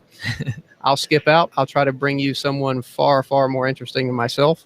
And again, I just wanted to thank you guys for having me on. Thanks for supporting the event. And hopefully we can do it again in the future. Awesome. Thanks, Ozzy. Right. Appreciate it. We appreciate it, Ozzy. Yeah. Thank you, Ozzy. Yeah, that was. We got to find that bracket, boys. Yeah. Bracket. We gotta get that bracket. I think what happened, I think the redraw happened. And when the redraw happened, they haven't put the bracket out yet. That's what I think happened because Roland Garcia beat Jesus Atencio on the winner's side. Okay. Here we go. We got somebody coming in. Hey, Omar. Hey, it's Omar again. You guys missed it. Hold on one second. Let me get this turned on. Hold on. Stand by. Hold on. Gotta make one adjustment here. Here we go. Omar Al Shaheen. What's up, Omar? What's up? Thanks for coming back. Speak into the mic a little bit. What's up, everybody? Yeah. Hey, Omar. How are you doing, mate? You're in good form? Well, doing okay. I hope everybody is doing okay. Enjoying the tournaments here. Lovely to see you. Well, doing good. Hitting the balls good. Need a little bit to play more, honestly. Been not practicing a lot, not playing a lot, but feeling great. I hear you've got a big match coming after this event. You've got a big challenge match coming up. Is that correct? Oh yeah, and on 3rd of August, I gotta play Oscar Dominguez in Sacramento. So we have a 10 ball match race to 100, 3 days. Wow. Uh, that's gonna be a good match. That's everybody's Good luck for waiting. that. Omar, I'm dying to know what you think of these tables because, I played in the event and, I was telling these guys, it's kind of like when you start dating a new girl, you Yeah, think you like her, but there might be something there that you haven't seen yet. yeah. How do you feel about them? How do you think they're playing? You mean the tables or The the tables. format? So, No, the tables. well, tables really plays different than the like the usual, like the diamonds or any of the other tables. In the World Championship, we played the same table, the Predator. It was different than this one. Here a little bit bouncing. I don't know why. It's because of the cloth or anything or the rail. I don't know, but there is something different. A little bit bouncing. But I mean, we gotta work it. We gotta play our game and manage to deal with it. Could be the weather. I mean, this is a much different climate here. Well, I do believe it's too much details for me to know. So probably some different guys know about it. Did Just you keep find out hitting the who you played balls. next? Oh, sorry. Go ahead, Mark. No, no, no. It's okay. I'm just saying. Just go. What? Don't worry about the table or the weather. Just go and enjoy it and hit the balls, Omar. You'll do fine. Oh well, that's the thing, right? Like I've heard like a lot of people also like complaining about the tournaments, about the format. I do believe like you gotta work it out. Like I like the tournaments, honestly. I like the format. It's different, new. People always refuse new things. I I'm okay with it, but I do believe like the next couple of tournaments, people will love this. Maybe if it's like race to five, two races, that would be perfect. But a new thing, right? Yeah. It's like more excitement. What about the shootout? Have you had one of those yet? I didn't. Hopefully, I have one. It's kind of no pressure. Yeah. I'm telling you, like usually new rules or new format, the players that like they don't accept it easily. But I do believe that's a good change, like new thing to start with, new format. It's gonna change the game for better. How did your match go with Corey? Can you take us through that? The first set, I played good, honestly. He have a one mistakes that cost him the first match, and the second race, I didn't play really good. He was up 3-0, but he missed a couple of balls. He make me get back to the table, and I get lucky to win the second match. So now I guess you enter the redraw, right? Yeah. Have you found out who your opponent's going to be? Not yet. They gotta finish the matches right now. Okay. But once they finish, they're gonna make the redraw for the last 16 knockout. Who do you think, other than yourself, who do you think's a player to beat? Again, sorry. Other than yourself, Yeah. who do you think is a player to beat? Um, I think like Carlo and Fedor. Yeah. They usually play tough. They usually are ready for those kind of tournaments to be able to win the title. So I'm looking to win the tournaments, and I do believe that Carlo and Fedor they are favorites in this tournament too. What do you got, Mike? Molina? I'm curious because some of us gamblers, are going to be wagering on your match with Oscar. So I want to ask some questions. Um, how if any practice how has your practice been like since we last talked to you right after the World Championships? Have you been able to practice? Oh, honestly, Molina, Mike, for the World Championship, like for a month before the tournament, I wasn't practicing. I played like maybe only 2 hours. So I've Oh been my not God. practicing a lot. So I do believe I'll be ready. Uh, for 14 years, I've been practicing like crazy. So, Oh man. but yeah, I think I'm gonna be ready. and hopefully it's gonna go as well, and be a great match to watch for everybody and for the gamblers. What's the most? What? Thank you. What's the most? If you end up winning against Oscar, what's going to be the key to that success? The key of Yeah, like what's going to be? that I want to win. I love it. Wait, stop stalling, Mike. The question was, who is your lock of the week? Yeah, Mike, you never asked. Yeah. So what is your lock of the week, look, Mike? I saw a little bit of Omar's break against Corey, and he had a real good pop on the ball, which is real important. So, yeah, I'll go with my man Omar. Snap it off. Build up that momentum from the World Championships. He'll be in the final. How about that? Thank you, Mike. We'll do my best.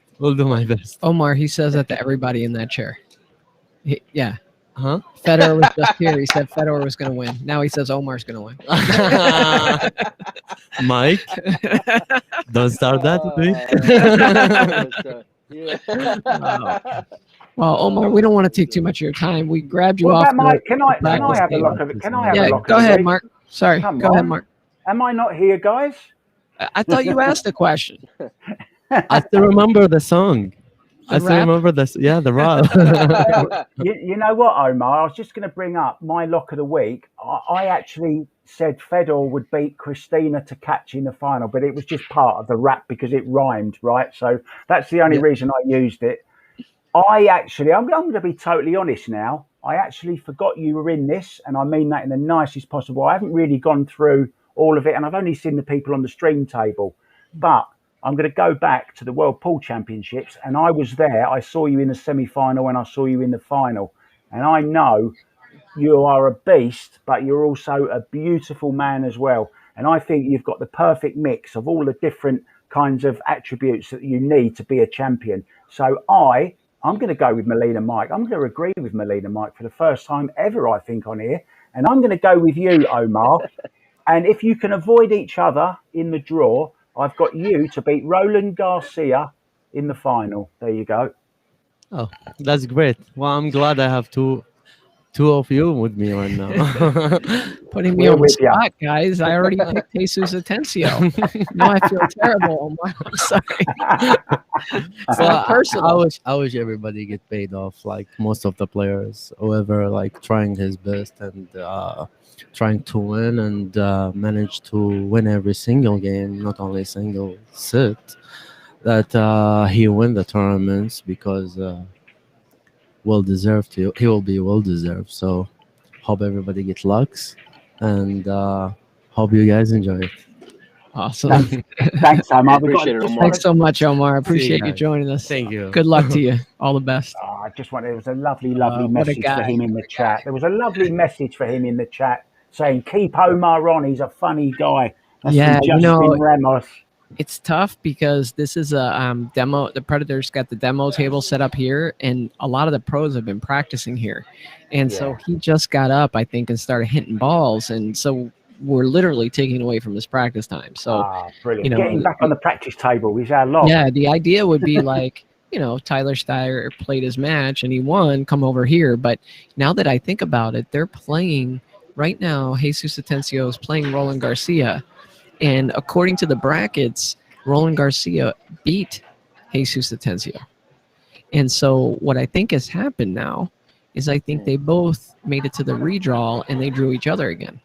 Wow. Because Tyler Steyer beat Kang Lee. If you look on the B side of the bracket, that matches up with Jesus Atencio. But it's down to the final 8 on the B side. So I think it's down to the final 16, and they did a part of the redraw, or maybe they did the redraw. I'll try to get clarification on that. But they are playing a match right now. I don't think they did because Fedor was just asking if they did the draw. So, I mean, you would think he would know. Yeah. I'm pretty sure that Roland Garcia has not lost a match yet. I'm pretty sure of that because I've been following him. Yeah, and he's from the winner side, and Jesus is from the loser side. So, but this is definitely happening right now. And the sad part, Melina, are you seeing it live, or you're watching? Yeah, I'm looking at it. I'm looking at it. I mean, I could turn my Maybe camera just on a it, but that rerun, would be but no. kind of foul. But yeah, Well, I don't know. So we'll work on getting somebody else over here soon to chat with us, maybe. We can't let the show go without showing a funny video. Now, I've found one this week, Melina, Mike. You're going to like this. And, well, it's something that maybe Venom's used to. Florian Kohler, I'm sure he's been through this same kind of treatment in the course of doing his tricks over the weeks and years. Joey, have you got that video there anywhere? Yeah, here we go.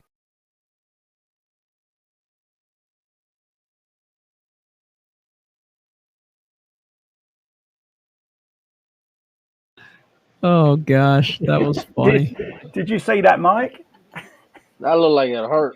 I wouldn't want to get a cue ball to the back of the head. That's for sure. Oh man! That did Imagine not look, like and Omar, especially because it's blind. Yeah. Like you don't even see it coming. That's the worst part. You're just sitting there about to go and hit the balls or break whatever the hell he was doing, and just Imagine, to get like- tagged in the back of the head like that. Oh, Yeah, imagine that Omar poor guy. practicing his break behind me and just nail me in the back of the head. That'd be nuts. Oh, one can only Brutal. wish. One can only wish. We'd Yeah. love to get that on camera, wouldn't we? Look, guys, there is another really big tournament going on this week. It's the juniors, the BEF juniors down there in Vegas. Have you seen any of that at all?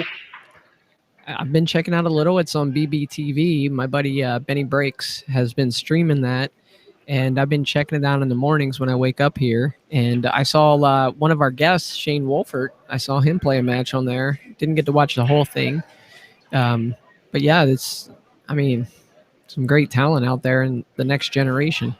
Up and comers. Yeah. The future. Yeah, they had Florian was in the commentary box actually on day one, and he's very, very good, interesting commentator. I know we all know him for his trick shots, but he sounds like a pretty accomplished ball player as well. Yeah. Mike, have you been watching that? Got to support the youth.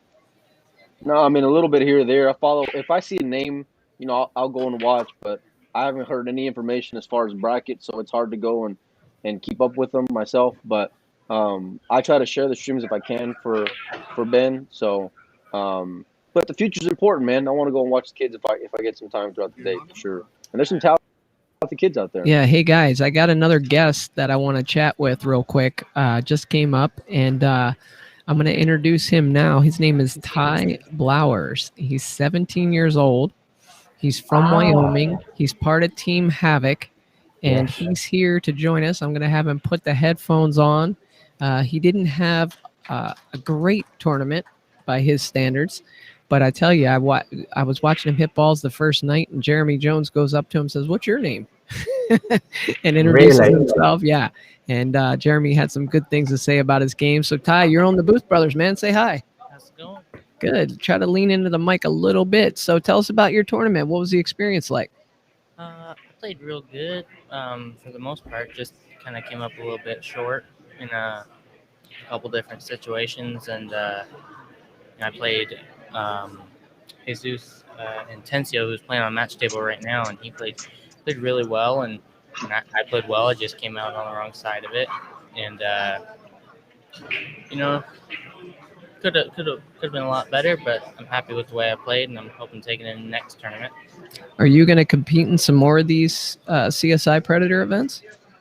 I might. Danny Olson was asking me if I wanted to, go on the road with him a little bit throughout these tournaments, and I'm thinking about it. We'll see what happens. Yeah. You guys got any? If I could say one thing, yeah, I'd love to say one thing. I've watched you on streams actually. I love your game. I know Chad. I love what Chad is doing with you guys. And only bit of advice I want to give you: if Danny Olson is saying he wants you to go on the road with him, go and do it. Play as much as you can. Play as many tournaments as you can. Get that experience now, because if you do that now, you are going to be really hot. And you're going to be a real contender in just a few years' time. So really get that experience under your belt. Okay. Yeah, that's a great opportunity for me to do that. And, I think I'm going to try my best to arrange to be able to do some tournaments with him. Good man. Yeah. Melina's gone to sleep. Well, hold on a second. Y'all are encouraging him to go to y'all.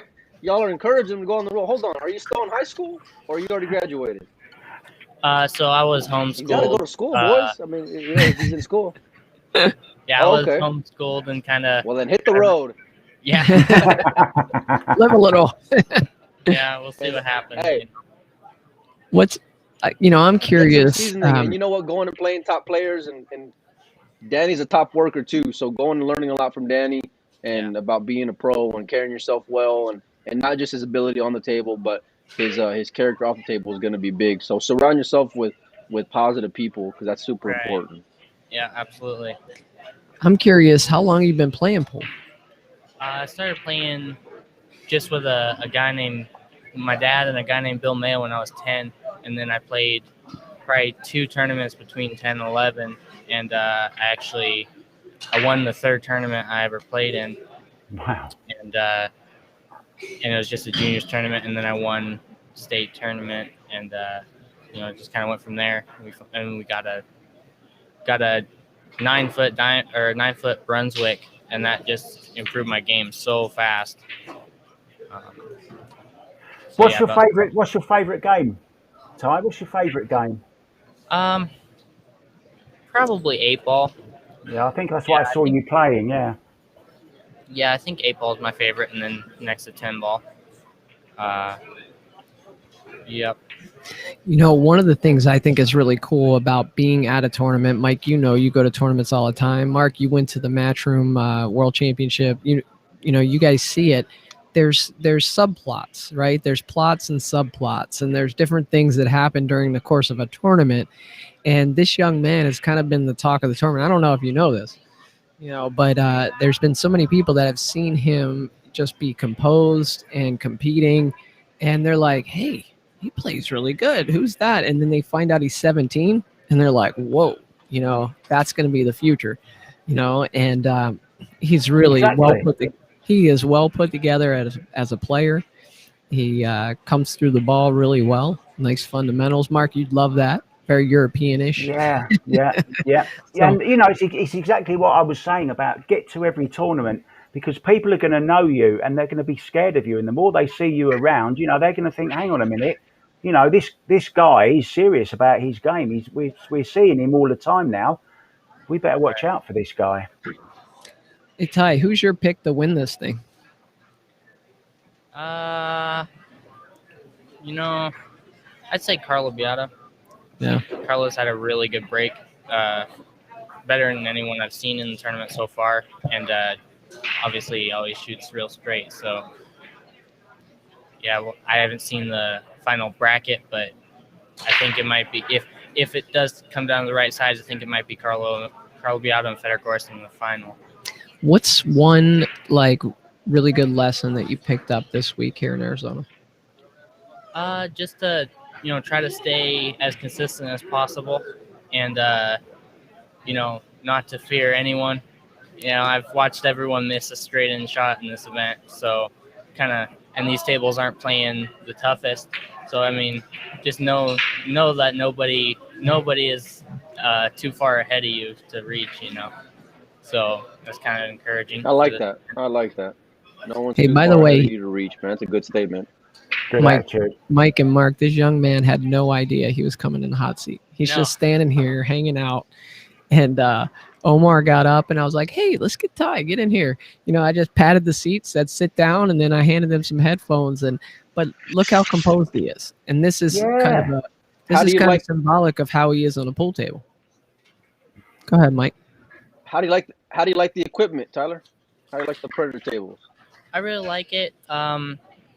We had some troubles with the rails, it seemed, but these are new tables. They're still maybe working out some stuff with the rails, and other than that, they played excellent.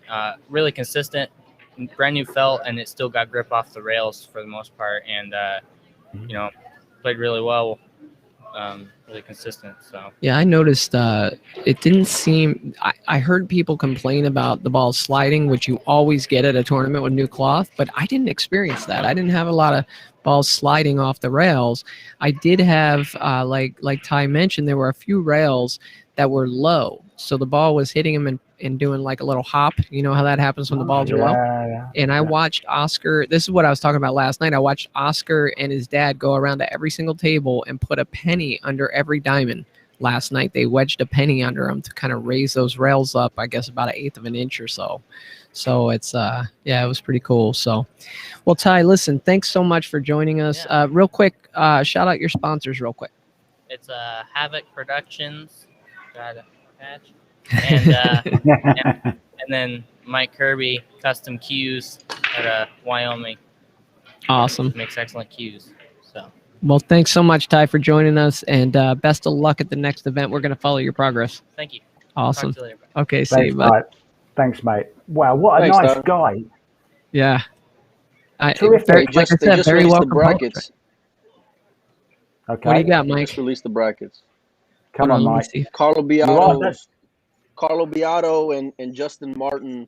Of course, we know Roland and Jesus, Roberto and Toasty, Mika and Blake. So that Nick messaged me. Looks like he lost in a shootout to Blake. That's the top half. On the bottom half, Fedor and Ben, Alan and Tyler, Omar and Edgy, and Christina and Corey. So if Christina's going to make it, Mark, she's got some work ahead of her with Corey and the winner of Omar and Edgy. So hey, wait a minute. Ben Habrina?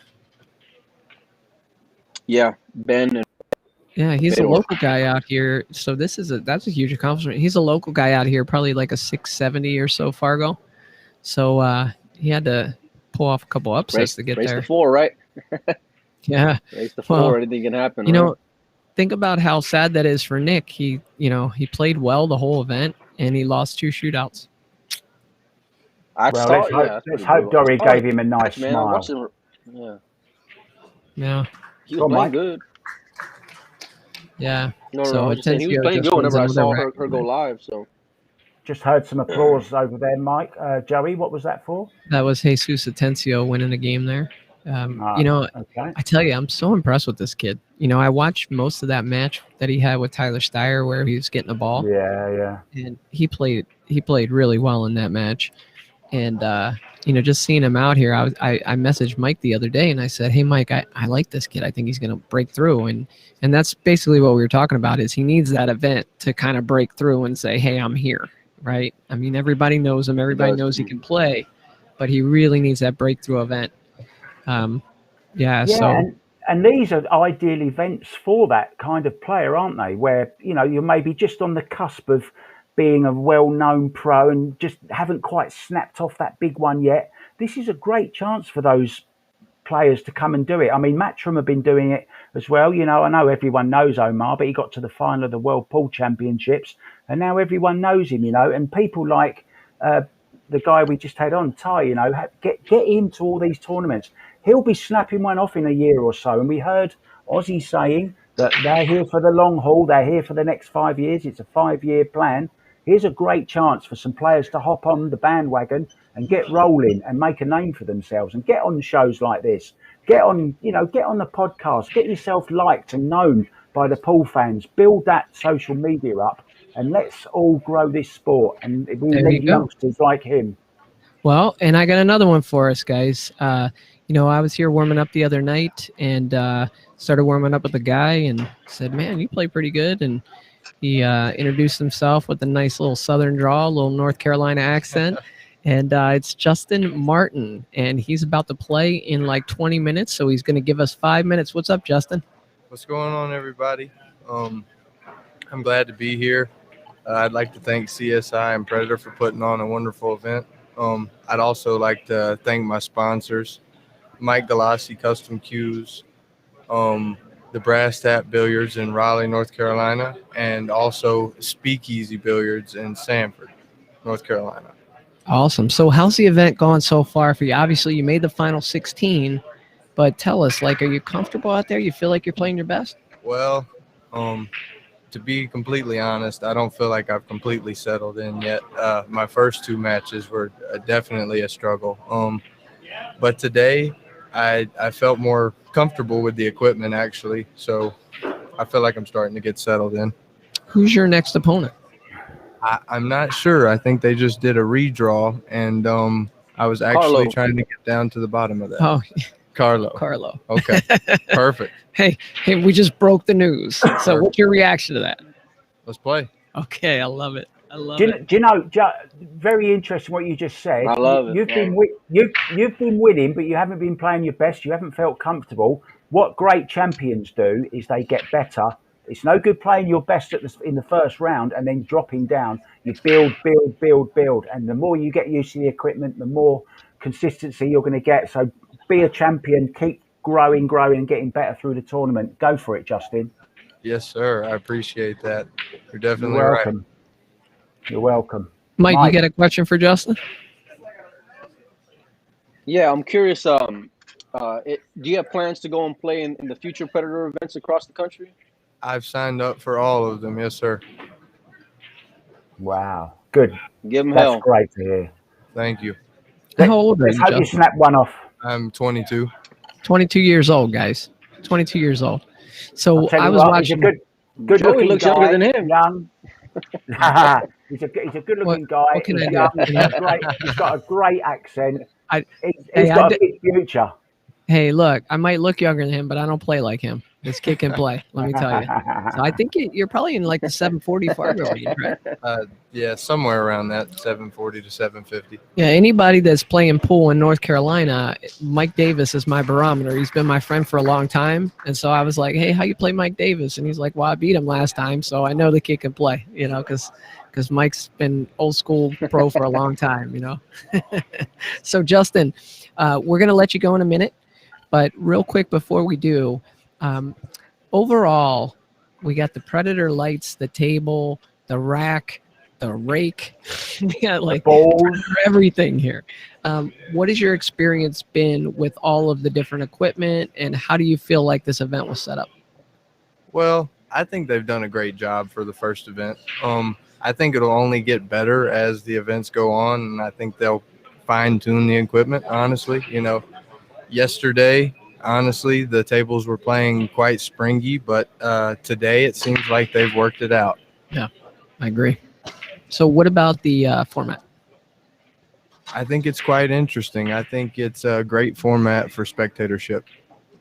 You know, it's obviously interesting. Nobody has to win. Yeah. Cool. You guys got anything else for Justin, or are we going to cut him loose and let him hit some balls before he has to play a world champion? Well, I really wish I could see it and let him watch go it. practice. Yeah, go practice, Justin, and good luck, mate. Awesome. Thank you guys so much. Thanks, Justin. We'll be Take care, rooting for you, man. pal. Good luck. Okay. Good luck, mate. Oh, man. You know, this is why we talked about going out to Vegas for the expo, and, you know, because you just set up a table and you get a player of his caliber come through. You know, outside of North Carolina, how many people know about him, but they're going to, you know, I mean, real good player, real good kid. You know, I'm happy for him. And what if he beats Carlo? And Joey, you know, wasn't this the whole idea of this show in the first place? To go around events, to bring Paul to everyone, to get people to meet the pros. And this is exactly what we envisaged for the Booth Brothers. And I really hope the Booth Brothers can be at Vegas together, and we're all there, and we can do the show. We can all be sitting there grabbing players, not just you. You know, we've been on now for an hour and 44 minutes, and I don't want to hang up. I mean, I don't know if you guys have to go, but you know, Roberto Franco's here in the chat saying this needs to wrap up. I need to talk to Melina Mike. I've been meaning to call Franco since like 1 o'clock this afternoon. I was like, I'll call you in an hour. Yeah, here we are. Oh, 8 hours man. later. Hey, Mark, you sent me a picture. Tell us about this event. Oh, yeah. Well, as you know, there's Mark Maggie on the court on the end. And of course, second from left is Dennis Grabet. Everyone knows him. And he's just snapped off the Duffy Tallinn Open, as you can see there. Beat a Uh-oh. Dennis. It's the second year running that Dennis actually... Are we still on air or not? We are. Let's just keep going anyway. We are still on air. Yeah, so he's won it for the second year running. He beat his playing partner in the semi-final, and then went on to beat Uh-oh. Mike, can you hear me? Yeah, Mark's locking up. Brother. I don't know what's going on. We lost Mark. Now he's back. Hey, Mark. Yeah. I lost all of you. Hey, in Mark's defense, Mike, your internet sucks, but you're in the United States. Mark's has to go through the Atlantic Ocean. I mean, mine. Hey, I've got a great internet. I'll be back here. home I've got next week, fiber boys, I optic, promise. Hey, Mike, do me a favor. While you're there, pull up your phone and send Nick DeLeon a message. Tell him to come over to the table. See if we can get him on. I'd like to talk to him. I think he might have. He's one person. I think he might have taken off, actually. Just check and see. He's one person that I don't, with a lot of these guys, I'm not going to ask them to come over if they lose. But Nick, he's the kind of guy he'd still come over. So see if he's available. I think with this the redraw. But we can always, if you're going to be over there, when you leaving, Joey, we can always go live again tomorrow. Yeah, you want to do that, guys? You want me to line something up? Look, I'm up for anything. If you can. Oh, he said he's leaving tonight. Let me see. Tell him, see if he's still here to just come over and talk to me for a minute. Thanks for the time. Where are you at? Where are you at, Joey? I'm right near the feature table. Hold on, he said okay. Actually, this table is the feature table, but then there's the TV table. We call this the feature table right here, brothers. All right, so what's going on? Who's up? Is Rolling up? Is Jesus up? What do we got? Okay, so I can't follow every game here, Mike. Let's have a quick look. Let's go through the chat very quickly. Let's have a look in the chat. Hold on one sec. I can say this, that Jesus has been the one standing up shooting more. So I have a feeling that he's winning. And he looks really comfortable up there, too. It looks he said he'll go after you post his interview. I'm almost done his interview, actually. Yeah, that's the one. Post your interview. Yeah. He'll be over in a minute. By the way, I don't know if you see it behind me. You see those yellow shirts over there? The team competition has started. So there's a whole bunch of people here from Arizona that have come in to play in the team competition that started today. And that's going to go through the weekend. And it's always a fun time. I didn't get on a team this year. Nobody wanted me. But, hey, what are you going to do? Yeah, right. The truth is I expected to be playing in the pro event until Saturday night. But, hey. Just you talking about your pool player podcast just then. You've got a Nick DeLeon one coming up. Yeah, he's coming up. Yeah, Nick is. So I got 2 episodes coming up. I got Nick DeLeon, and I also have the Canadian Eric Horschfelson. Big red, and big red, huh? Yeah, yeah. So those 2 are in the hole. They're coming up. And then I'm going to do an interview or 2 this week. By the way, if you sign up for my Patreon Pool Player Podcast, then you get to watch those in a private Facebook group as they're happening live. So check it out. I'll tell you who I've been. Here we go, guys. Stand by. Here he is, the man of the moment, the smiler. The man of the hour, but actually he just lost. But it's my buddy Nick DeLeon. Hey, Nick. Hey, what's going on, guys? What's up, man? Thanks for coming by after a loss. I said, I would never ask just a regular player, top player to come over after a loss, but I know the type of guy you are, and you'd be willing to talk to us. It's all good. It's all a lot of fun and, a learning experience. So you lost 2 matches by shootout, bro. Yeah.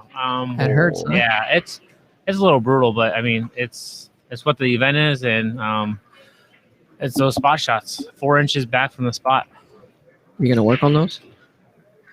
Yes, yes, indeed. Yes. So you're obviously going to be playing in more of these events. There's a picture of you, Nick. Hi, I'm Mark, by the way. There's a great picture of you that was taken with smiling at your girlfriend, and I just want to tell you that's gone viral. And that lovely smile between you 2 was just my pick out moment of the tournament so far, actually, to be honest. I think it's right here. Yeah. There it is. Look, now look at that. Man, the way you're looking at each other. Look, beautiful. It is totally remarkable. That woman gets me in a place, even when I'm down, to just having a lot of fun. And it's great to have that support behind you. When you have that support behind you, it's a totally different world when you come out and you play pool. So Absolutely. I'm grateful for it. So, Nick, I know you're mature enough as a player to not be results oriented. How do you feel about your play throughout this tournament? I mean, obviously, races to 4 with the shootout, anything can happen, right? So, evaluating your play, though, how do you feel like you played? I feel like I played really well. The tables conditions are really tough because nobody really plays on. I haven't played on them and they're brand new, so the rails are reacting differently. The balls are reacting differently off the break. Until day 2, it finally like worked itself in and everything was running. I felt like I played really good overall. It's just the spot shots got me. I mean, I felt like I could hang with anybody. I mean, yeah, it's a race to 4. I mean, don't get me wrong. I would rather do a race to 8 or a race to 11, but it's a small little grind and more pressure with the shorter races. What do you got, Melina? What do you got for Nick? Well, everybody knows Nick is my boy. So I'm proud of you, buddy. Are you going to be coming to the Texas Open? Unfortunately, I can't make it because my work won't let me off.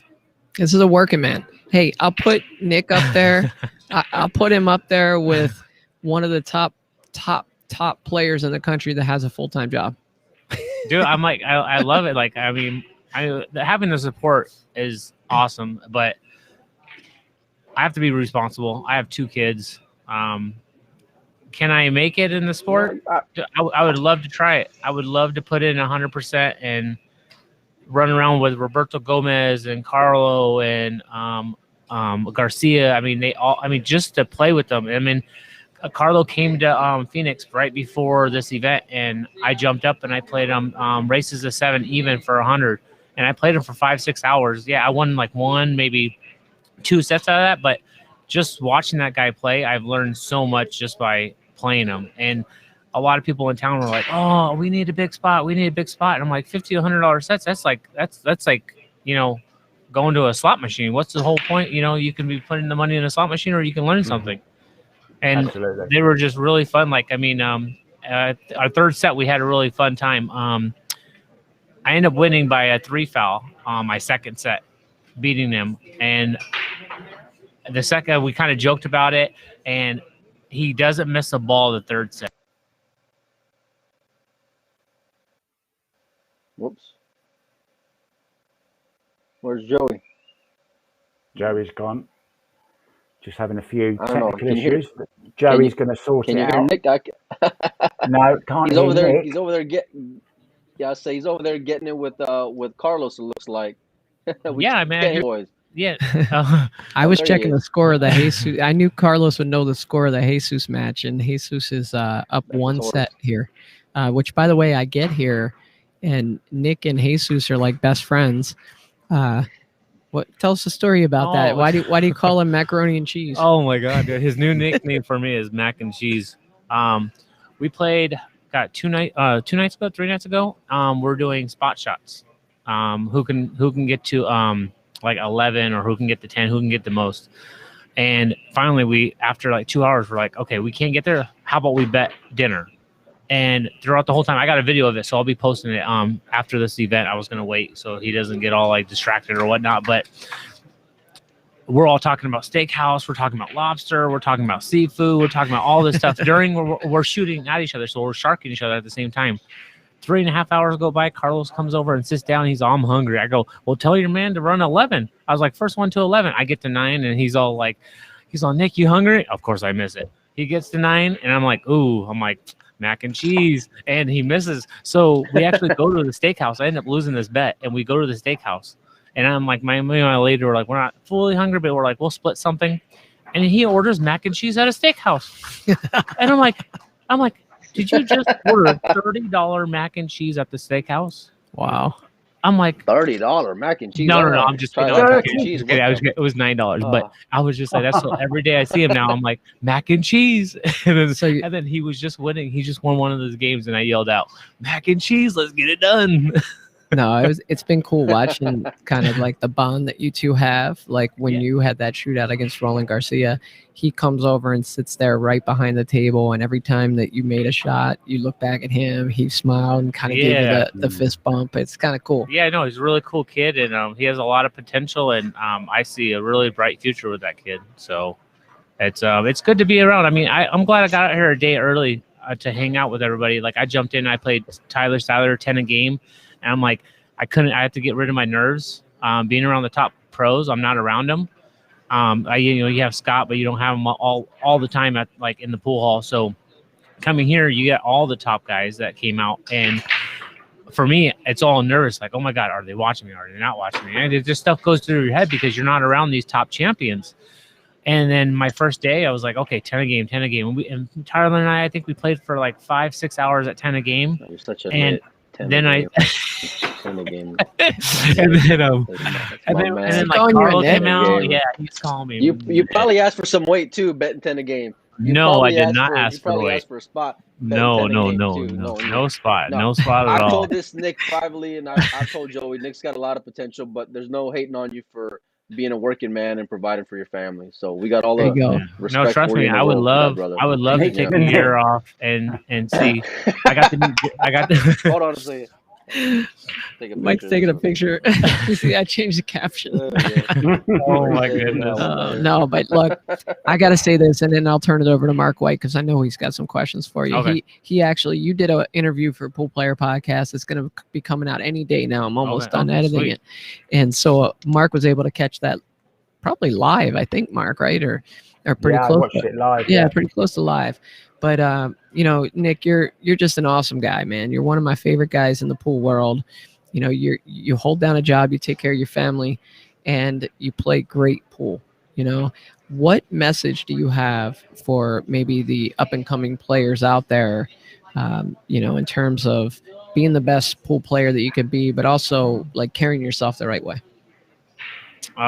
It's always about how you are on and off the table. You don't see anything bad with Shane. It's a good example. He has sponsorships. He has everything that he has because the person he is not just on the table, but he is off the table. And it goes for a lot of the players. Like a lot of the top players, I have those good sponsorships and everything. And like I said, I have about 9. Fedor. Fedor, same thing.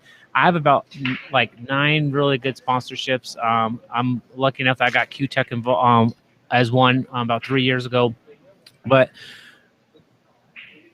there's so much, I would say, bad in the pool scene that you have to get away from it to be that good person. And it's regardless whether you're around older guys, younger groups, or whatever. Like, I just feel that if they carry themselves well, and like for instance, look at Oscar Dominguez and his dad. They're the best examples, in my opinion, of class act people. And that's in the pool hall, and that's off the pool hall, and that's running a business and all that stuff. And you just have to put your priorities right. And I like to do what Alex Pagline says. You know, everybody can go out and they can play pool and they can hit balls and everything, but you have to work on what you don't like. If you don't like jacked up, that's all you're shooting every day. Like, that's why the overseas players play so good, because they have jump Tuesdays and kick Wednesdays, and that's all they do. And out here, we lack that. We just think that we could jump on a table and have some fun and have a good time, and we play good. But when it comes to that key shot, and you're like, I don't practice that. What am I going to do? And then you miss it, and then you're down on yourself because you missed it. With me, like, I missed that shot against Garcia, that spot shot. And all I could think is, I don't practice it enough. And I just kind of laughed. Like, it's just, I was in the scene. I was lucky enough to be on the TV table in front of Jeremy Jones and George Teashea and everybody else. It's just a privilege to be here and to actually have a chance to show what I can do. You know, you mentioned Alex, and you helped me get that interview with Alex. One of the probably most successful interviews I've had for Pool Player Podcast. And in that interview, my brother called me one day, and he said that interview with Alex was gold. He says, Alex said during that interview, he said, oh, you practice, but how do you practice? Correct. Right? And you just alluded to that. Yes. Yeah, Mark, what questions do you have for Nick? I was not really a question. I was just going to, I would like to know, actually, Nick, what you do as a day job. I work for a casino. I'm a manager in the cage, so I'm a millionaire until I leave work. I'll tell you what. So I need a state course. I need to go to my work. No, I'm just kidding. We've got a lock picker who's very, very bored, who might be able to help you out with a couple Yeah, of right, yeah. Look, Board You've Lock probably got- Picker, it's our sponsor. Oh, there we go. Oh, that's awesome. That's awesome. No, it's just I've been in the scene for about since 2015, and it's just been a new part of my life, and something that I got to go back to my old family that I originally started with at the casino. So I'm grateful for the opportunity that they gave me to come back. So I work, and my lady couldn't. I guess I'll just say it now because I'm still waiting for the table. But I got a good sponsorship by Rassin as well. Q-Tech helped me out with that as well. And I've been waiting for the table, but the overseas shipping by boat and everything's been taking forever. So my lady couldn't wait any longer. So she went out and bought a bar table diamond to put in the house so she can practice. Gotta keep that one. Good? Yeah. She hasn't held a Q like 4 months ago for the first time, and I got her down on her mechanics and everything. She has a blast. She's driven. And she takes in all the bad with the good. So it's very, very great. And she has alligator blood. She's a Filipino. So Filipina. Yeah. So, and finally, thank you. I just want to say thanks for the great entertainment. I watched your match with Roland Garcia yesterday. It was a terrific match. Could have gone either way, of course, the shootout. Yes. You mentioned you don't practice those, or you haven't really practiced those. It's a bit like, soccer players when before a tournament, when they know it could go to penalties, that's a big part of, they'll have a penalty day where they just take penalties. So I'm sure you're going to be practicing that, and hope to see you in the next one. And also, thanks for that story about the mac and cheese, because, well, from now on, I'm just always going to call him every time I see him, mac and Jesus. So yeah, mac and Jesus. That's all I call him.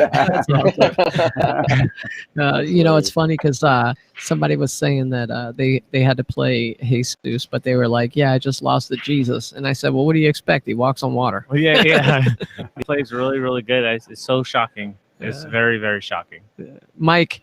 Now, don't call him a nit, but what do you got for Nick, man, before we cut him loose? He's got a bright future, and I told this Nick privately. I'm proud of you, and I'm sorry I didn't get to make it out, but I'll be seeing you soon, man, and I hope you get to go. Oh, yeah, Vegas, baby. Time, and we'll figure out. I'll be there, boy. I'll be there. Yeah, no, for sure. I appreciate it. Yeah, and like I said, I appreciate everybody that's behind me, all my fans and everything, and, you just do it for your fans, right? You win, you lose, you learn. So awesome. Well, thanks so much. You're Nick. doing it the right way, Nick. Yeah, thank you. Yeah, no problem, guys. And it was nice meeting you, sir, as well. And I look forward to more. I sent you a friend request actually on Facebook. I've got a few left, and I'd love you to accept it. Thank you. No problem. Just watch out for the nit that's above you. It's good. This show's going downhill. I'm getting rid of Nick. Get out of here. All right. Thanks, buddy. Thanks, buddy. Get him out of here. See what happens. Guys, let anybody on guys, we got to do this in Vegas. This is so much fun. We've got to do it. We've got to do it. Set it up, Joey. Set it up. Yeah. Imagine what it'd be like if we were all there. Oh man, it's awesome because I need a runner. That's what you know what? It's too late. I should have told Nick to go grab Roberto or somebody. Is Roberto playing right now? Maybe. I don't know. What, Superman? Yeah, because like Nick and Roberto are pretty tight. Yeah. Somehow. Maybe not go looking for players at the moment. It's like in an important time for the players after the tournament. No, you know what's happening? Yeah. So this happens in every tournament, right? You have the day where people get eliminated. A lot of people get eliminated. Like good players start getting eliminated. That's today, right? The day I got eliminated, right? Yeah. But seriously, players get eliminated. Then they don't want to be around it for a few hours, right? Then they go upstairs, they take a shower, they change their clothes, and then they start matriculating back down. So we're in that period of time where look at this. John. Yeah, John, I should have pulled this up. Where is it? This one. No.